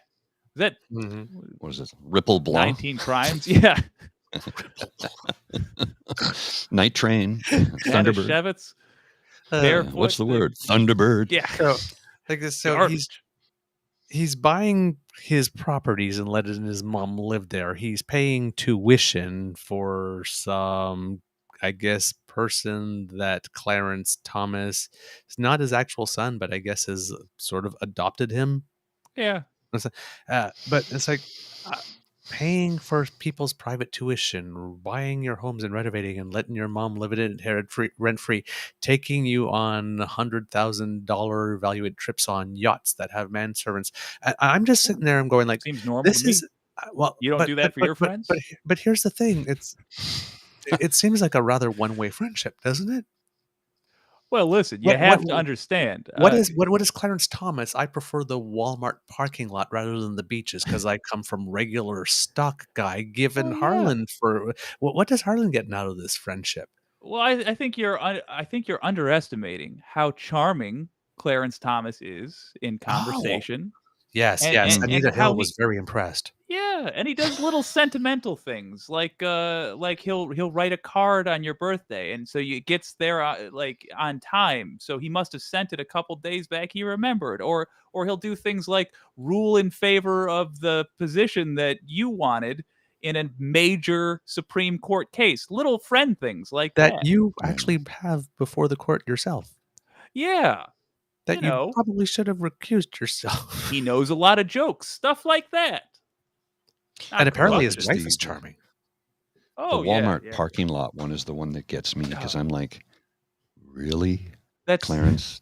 You know people camp out in Walmart parking. Oh, why would People- he- Oh God, that Hmm. tells me that not only does Clarence Thomas not like regular things, but he has no idea what people who like regular things like. Because Clearly. people that have to go to Walmart don't like hanging out at Walmart. That's not why No. Walmart's there. They don't even bother to get dressed up No. to go. No, no, they're there It's because just they freaking have Walmart. to. I'm going in my buddy slippers and my jammy pants. It's I- It's Walmart. because It tells Walmart. Who cares? It's it not tells worth the you effort so- of making this happen. and It this does. It tells you so much. Yeah, this guy thinks these people are at Walmart because they just like that stuff. Mother, No. we're there for the reasons Grizz was talking about earlier, because this is the only way we can buy food. Just so happens that our food and clothing come from the same insane place.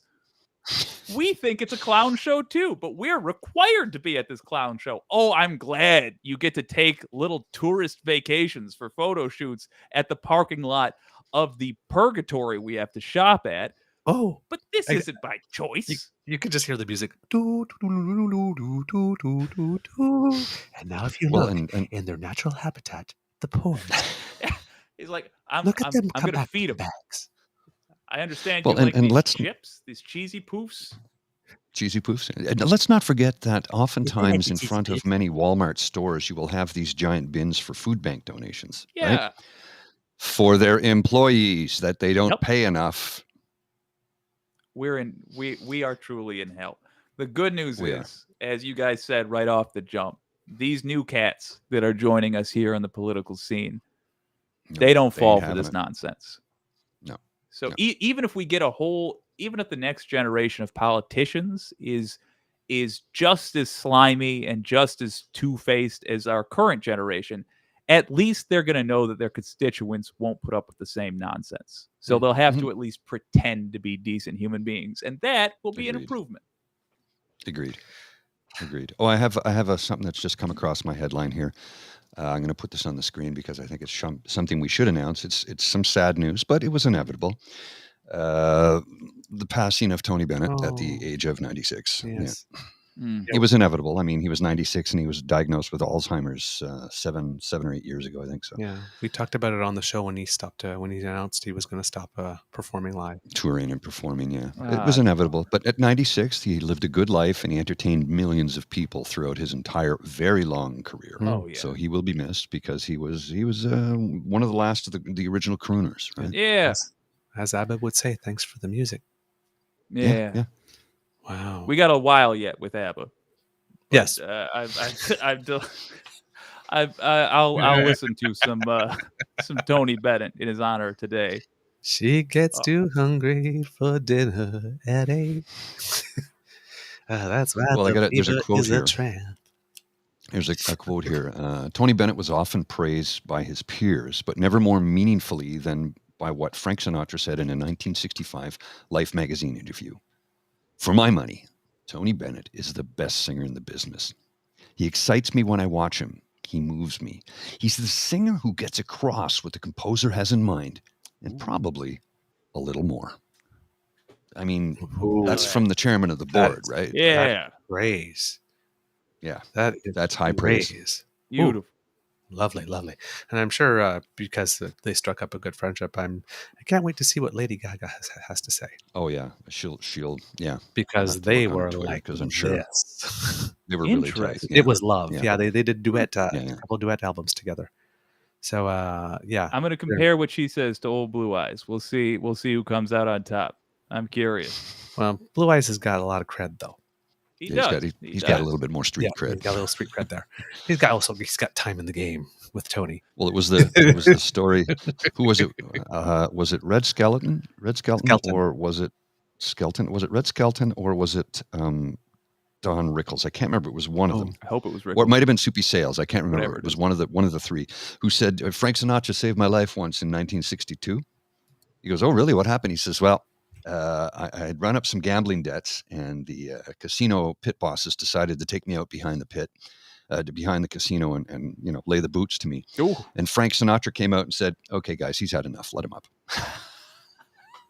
Ooh, I think it was Don Rickles. Don Rickles. Yeah, when I can see him. Rickles would make sense based on my knowledge of his shenanigans. But yeah, that's delightful. I don't care if it's true or not. I choose to believe that story happened exactly like that. Including Sinatra, who famously got mad when people asked him if he knew mob guys. 100%. Yes. Yeah. Even if he didn't personally know mob guys, mob guys would have loved him and would have done what he said anyway. Like, that's Sinatra. All right, let's go. It's Sinatra. It's like, my grandmother will have my nuts in a vice if I don't do what Frankie says. She loves him. I'm going to be the guy that kicks somebody over the objections of Frankie. Get out of here. Get out of here. Get out of here. Here's something that's just come across the timeline. Mm-hmm. This is interesting, gents. You'll like this. This is from Medea's Touch. Midas Touch? I guess They Midas just spell Touch. it weird. Whoa. Yeah, Judge Eileen Cannon has set the trial date for the Trump documents case for Monday, May 20th, 2024. Deadline for the filing of any motions. Deadline for the filing of any motion to introduce evidence. minute. Government SIPA. Like, I don't like Wait, that. I was celebrating 2024 That's a year March from now. 20th. Son Jack of a Smith. P. Jack Smith was asking for December 11th, 2023. She Yeah. initially set a date of August 14th, knowing that there was no way it's going to be met because of the security things. To look like she wasn't going to set it far in the distance, that she was being reasonable. Now Jack Smith said before Trump could even protest, August 14th said, no, we're going to need till December 11th because like Trump's lawyers still don't have the security clearance to see the documents yet. So we got to kind of take care of that first. And then she comes back and she adds another, 6 months? Yeah, I mean that's not the end of the world. That is later than I would have liked. But that is really that. No, but that is. She didn't do it on the first one.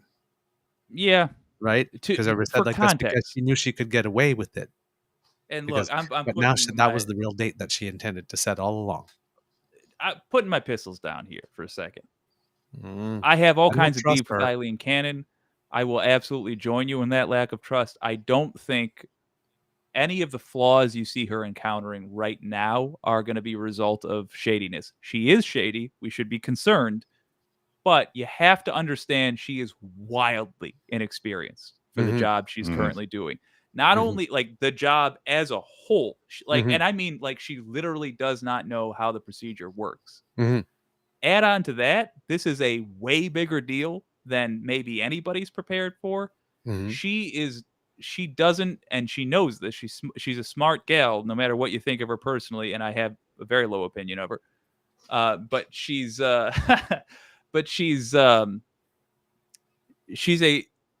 just going to be trying to keep her head above water. She doesn't even know enough about how the process works to do something corrupt with it. So at this point, I'm sure this is going to change as time goes on. But at this point, she's just like, hey, anybody have suggestions for when this thing should be? Oh, you both gave suggestions? I'm going to go right in the middle. I'm sure we're going to see corruption later. But right now, she's like literally just reading up case law and trying to figure out how to run the trial. It's insane. We're in a really weird position. I don't know we're up the middle, though, because I believe that the request from the Trump camp was, and about that documents trial, could you start it like never, or at least... Yeah, never was their first suggestion. Or at least, if not never, after the election. But, I mean, they literally did, like, indefinitely was a word used. Yes. Like, what... That's so dumb. It's almost genius. Like, I'm not asking you to say not guilty without a trial. I'm just saying postpone it forever. Like, okay, that's novel. I'll give you that. How do you feel about that March 24th date? I'm just glad that we're going to start seeing evidence before. Is it? I thought it was May. Is it not March? March. It might have been May. It was. Yeah. Oh. I'm sorry. It was the later one. Okay. I'm just glad we're going to be seeing evidence before the election. I'm glad she didn't say like mid-November 2024. But it may, I don't know.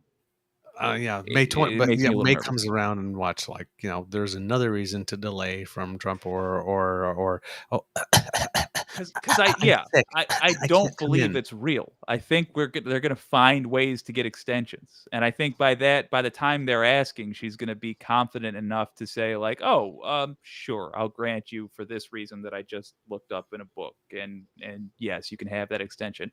Oh, coincidentally, it's right after the election. Yeah, but like. Yeah, that's what I'm saying. And everybody seems to go crazy. So, we can't do absolutely anything whatsoever within a year before an election. Well, people go mad. I guess too effing bad, because politics aren't supposed to affect criminal trials, not just the other way around. I really, one thing to understand about the effed up way the United States works, that's not a law that says that. That's just an opinion. It's literally an Office of Legal Counsel opinion. Mhm. So the Mhm. idea that we are allowing this level of corruption based on a couple of jackasses in the 70s saying, "Man, I don't feel like it." Yeah, I as don't Nixon want. was I don't trying want to to go after cover his power. butt, Yeah, because the only reason that exists, right, is because Spiro Agnew and Nixon were both corrupt. Yep. Independently on their own in different ways. Oh, yeah. At the same time. And Nixon said, well, gee, I don't want any splashback on that. So let's just pass this little Office of the Legal Counsel memo that says that Yeah. while the vice president can, the president can't. And we have clung on to that since, to our detriment. It's like It's Charleston madness. Heston, right? From my cold dead hands. When Fought a the whole- president says it, it's not illegal. Fought a whole war to get rid of kings, and then we just named crowns the presidency, and that was that. Yeah. Hey. Thank you, John. Jake, my good friend, my old pal, my new pal, just my pal. Absolutely. Fellas, it's been a blast. I love It it when has you been. come here. It's so much fun. Anytime. y'all are welcome on what you can do. Oh, well, let us know yeah. whenever. Like this, where you just let us know. I and shall. we'll We'll show arrange up. it. When I'm Tell us not when to flying show by up the and what seat to of my wear. pants. Absolutely. That's been most nights of late, but I'm back in the swing of things. So yeah, absolutely. Let's do it. Okay, sounds good. Cool. All right, Kip. Well, I've got some music for us. Oh, folks. yes, the Kenny. I got another track Before we from go. Spenny that we recorded a couple of days. So before we go, let's just go out with this and have a listen to some blues from our good friend Spencer Rice. This is the second track we recorded, and well, let's just sit back, relax, and enjoy.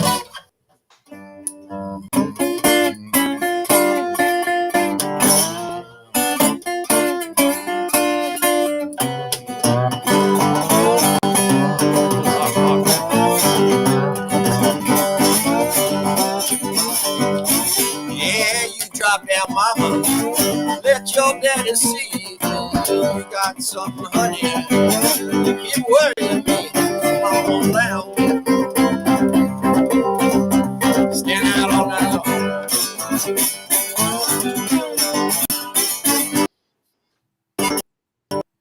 You must be young, so I want to treat you.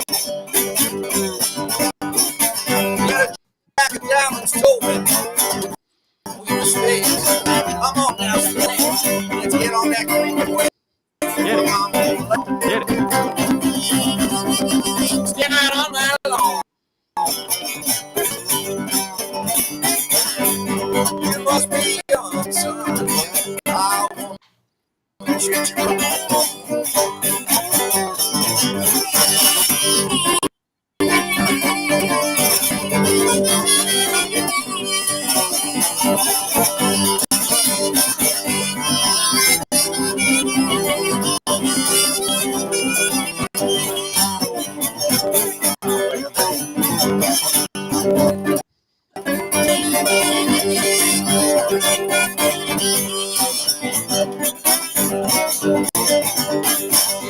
Got the sweetest peaches, ain't growing on the trees.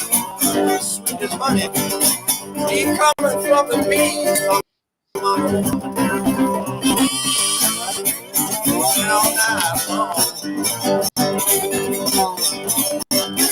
You must be young, son. I treat you wrong. One of these mornings, I'm acting like a squirrel. Man, I'll grab a little snap, grab a whirl.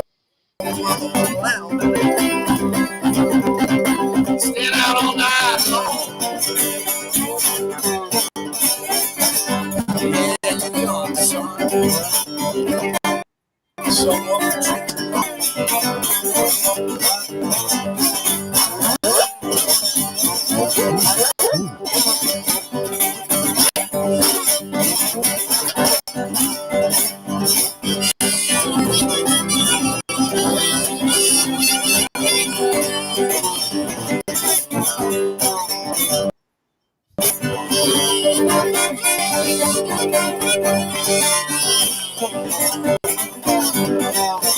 Yeah, you gotta drop down, mama.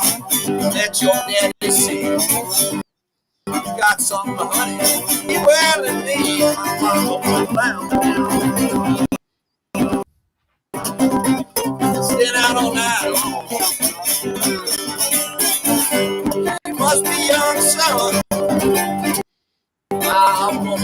Tap.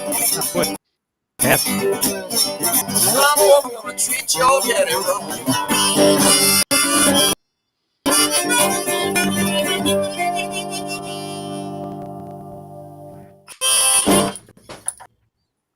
Woo! Our good friend Spencer Rice just tearing up the blues on a steel guitar there. Yes. Little Yes. slide, little harp, little singing. Like the man's got it. He's got the goods. He's got the goods. You Did tell anybody get me. a- Sorry, go ahead. Oh, just when and where I can get that, and I will be picking up that album. Excellent, man. Did anybody get a little bit of "That's All Right" vibes? "That's All Right, Mama" Yeah. vibes on that one? Yeah. Yeah, little bit. A little bit, eh? It's bit like of I'm that. sitting there going, "Oh, that's all right." Oh no, there it goes. It verbs just a couple little phrases here and there. It's like, oh no, and then it turns. Weirdly, We're going to try and record some more stuff, but get video down the next time. So, yeah, we'll do some more stuff in the future. He plays shows from time to time where he'll just go out. Like he was in Kingston a couple of months back and did a live show. So he just literally him and a guitar and a harmonica on stage, and away he goes. dang, that's awesome, man. Yeah. Yeah. He's got Amazing fast moving timing. fingers. I'll tell you that. I'm Oh yeah, wildly jealous of your association there, and I intend fully to mooch off it. Okay, but you understand that, Feel like free. you're now right in similar circles, right? Yes. Right, because we're swimming in the same waters. Look, well, I'm I'm looking at the comments. They're like, "Thanks, Jake. Thanks, Jake. We love seeing you, Jake. Thanks for coming, Jake. Thank you, Jake. High fives. Yes, great to get Jake's input. Like, people love you, man. I love you do too. love you guys. You got a hell of a cool crowd, I'll tell you. I think so. loved We're stopping very by lucky. and hanging out with you fellas. I always do. I And can't thank wait for you the with next. crowd, by the way, who are watching. Yes. Yes. Hello, if y'all are up very early, given the lateness of our last show. Yeah. Oh man, All right, fellas. you I are will very see generous with you. your time. Thanks. Oh, are you kidding me? Anytime. I will see you around, y'all. All right, All right. You take care. it's Love It, It's Real. Ciao. Bye. I love it when Jake. It's just always a happy show. Oh yeah, absolutely. Even though we Well, discuss and different to stuff. get the input too that we don't have the insight that we don't have, his input and insight that we simply don't have, right? Because we're viewing from afar on the other side of the border. But when you have somebody who is involved in the same manner and we are, but can give us an insight that we simply don't have, Mhm. right? Yep. Because we're outside looking in, Yeah. and he's inside looking out, going, "Help! Help!" Knocking on the glass. Help! Before we go, we have some news. Canadians' national women's soccer team played their first match last night. Oh, did they win? I didn't get to see it. It was a draw. I was in bed already. I went to bed too. Oh, I was was it? tired. Yeah. It was a draw. 0-0. Team Niagara got a red card along the way. Well, they couldn't afford to lose to Nigeria. No, they couldn't afford to They lose. could not afford to lose. No. A draw So draws- it's okay. It could Negatively become impacting. meaningful later. Could Mhm. not. Good. Yeah. Not necessarily surprising in the sense because even though the team's putting on a good face, let's be honest, Canada Soccer did absolutely everything it could to screw up their preparation Oh yeah. and send them Yeah. there with a hand tied behind their back. Mhm. It seems that Team Nigeria is also going through a similar pay equity battle, which we never hear about because it's Nigeria. Right? We don't report on that stuff. But apparently they're going through the same thing. But yeah, 0-0. So still Australia, still Ireland to face. Australia won its first match against Australia, so they got the full 3 points. Australia won its first match against Australia. Ireland, sorry. Okay. I was like, huh? Sorry. Yep. So we'll see how that goes. And the other thing, médaille numéro 2, medal number 2 for Team Canada at the World Aquatics Championships. Pamela Ware on, I believe it was the 1 meter springboard. Might be wrong, or 3 meter springboard individual. Got a medal, finished third. And this was after finishing 5th by fewer than 2 points on the synchro 3 meter springboard and 4th by 0.65 points on Not the even a full individual. point. So it's like she could actually, this could actually be her third technically, with just 1 or 2 points difference here or there. So she's been performing extremely well, and it's nice to see her get some hardware. Summer hasn't performed yet, or No, competed swimming yet, I hasn't don't started think. yet. I think swimming starts officially tomorrow. Okay. And water swimming. Because I know she's been warming up, and Devin's been talking her up and chatting with her, and I'm like, okay, we got to get Devin back on the show when he gets back Yeah, home. he said he would come. Love to have him on. Okay, He said he would excellent, come. good. So we got 2 medals out of the pool. We had a fourth place in one of it's called artistic swimming now. We used to call it synchronized swimming. In the singles event, the competitor for Canada finished 4th, just missing the podium there. But nothing in the open water swim, and in water polo, the women's team made it out of they played the round matches. So they're into the playoff rounds, and their first opponent. This is the knockout winner. Win and you're in, and lose and you're out. So their first opponent will be South Africa. They finished second in the pool. They almost won their pool because they lost to Hungary their first match 11-10, and Hungary is a usually pretty good nation when it comes to water polo. So hopefully it means that they have a good chance to in the elimination round go well. Team Canada, the men, were playing their match this morning against France, the last one, because they were tied for second place in water polo. If they win, they get to move forward to the playoffs as well. So I'll just take a little look here and note France beat Canada, so the men are eliminated. Maybe no, eliminate. Oh, maybe. I have to check that. They haven't put out the draw yet, but they finished 3rd in their pool. So right now it's not looking so great. Oh no, 8th of finals. So yeah, they've made the playoffs. All right, cool. So there you go. So we'll hear more from the water polo players, but yeah, the pool is where things are really going to start happening, and I believe the competitions start tomorrow for just the regular swimming events. They usually have a lot of the other events in the first week, and then swimming in the second week. So keep your fingers crossed that we'll be hearing a lot of good things happening for Team Canada, both on the soccer pitch and in the pool.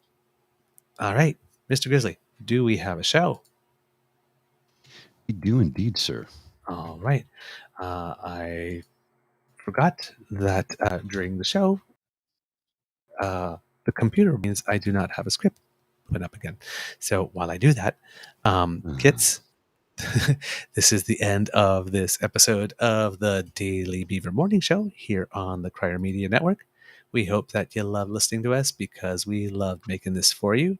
Of course, Karen is sharing. Caring is sharing, and sharing is caring as well. So please let your I flipped them.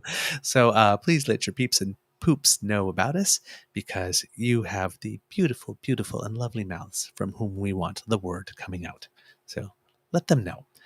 Because democracy is something that you do, please take some time to write your MPs. Let them know that you want some better accountability, and that you would like for them to stop insulting our intelligence when they get through the nanosecond answers. And also, if you have the opportunity, do donate to the Red Cross, because those fires are still burning and we still do need your help. If you really like this podcast, you can find us on the Crier Media Network, as well as all Beaver Grizzly friendly platforms. And if your platform is not Beaver Grizzly friendly, or your old pal Jake friendly, why you want it? I'm not sure. I'm not sure if Jake releases his shows as podcasts, or he's strictly YouTube. I forgot to ask him. I don't know. We'll have to ask him that. Yeah, I'm not sure. Yeah. We love to hear from you, so please reach us on our Facebook at True North Eager Beaver, our Twitter feed at True Eager, or by email at truenortheagerbeaver@gmail.com. And you can subscribe to us via our pod page, podpage.com/the True North Eager Beaver, all in lowercase letters with a hyphen between each one of those words, and we'll slide right into your box when we have something ready for you. That was for the wicked crowd. Sometimes they may not be familiar with us. Yeah, thank you for joining us, by the way. because I have a slightly naughty sense of humor, just so you know. Yes, yes, he does. Why yes, not? yes. Why not also? But I say it with batting eyelashes and innocent look. So. Mm. Uh, why not also subscribe to our True North Eager Beaver Media Incorporated YouTube channel? That helps us out big time.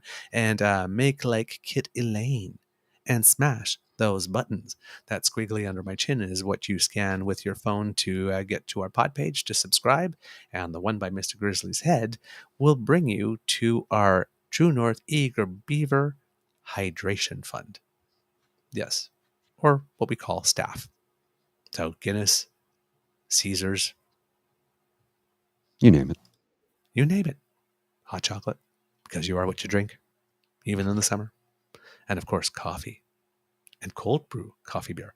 Yes, these Nitro cold brew coffee nitro beer. cold, yeah. So yes, these are all the people we hire as staff who help us, produce and write, and sometimes even while we're hosting and get through our day. I'm staff. Yes. I'm staff.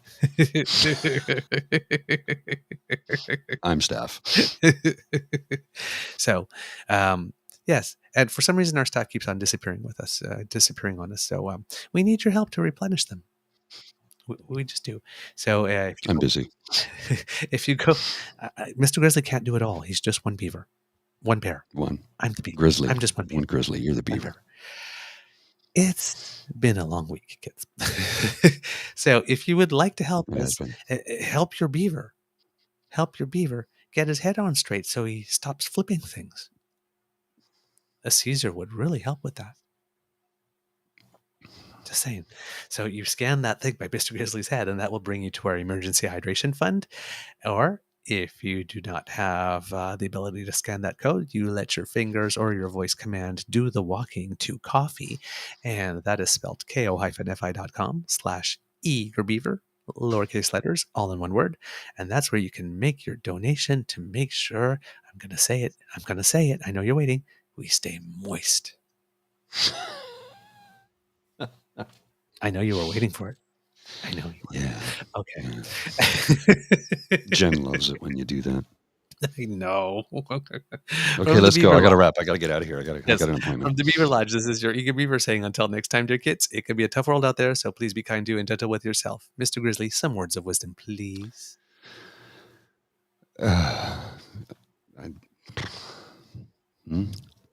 Take care Okay. of one another. I don't know. He's all out. I'm all out. He's all out of wisdom. We've pumped him too hard, kids. All week. So it's, come on. It was sitting right there. Yeah, no. Thanks to our old pal Jake for joining us today. Thank you to the Wicked Crowd for joining us today. We love you. It's love and it's real. Come back anytime. You're always welcome at the Beaver Lodge. Thank you to our kids and cubs. You know we adore you. All right, Mr. Grizzly, roll them credits, please.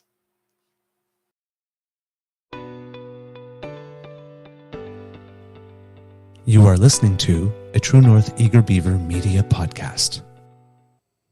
The True North Eager Beaver podcasts are proudly brought to you by our founding sponsors, the Miss V Mysteries from Corvid Moon Publishing, your source for science fiction, fantasy, and cozy mysteries featuring a broad diversity of characters.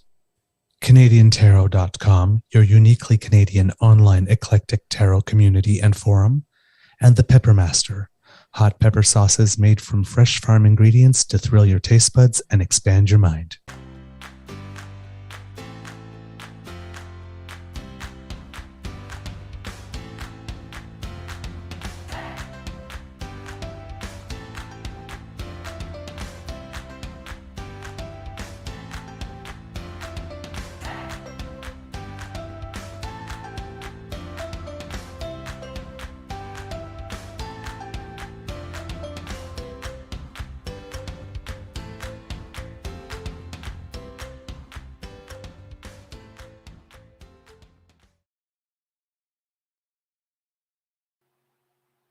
All right, kids, you have yourselves a beaverific weekend. And next week, Monday and Tuesday, we'll probably have some pre-records for you because I'm going camping with my beaver sweetie. Well, there you go.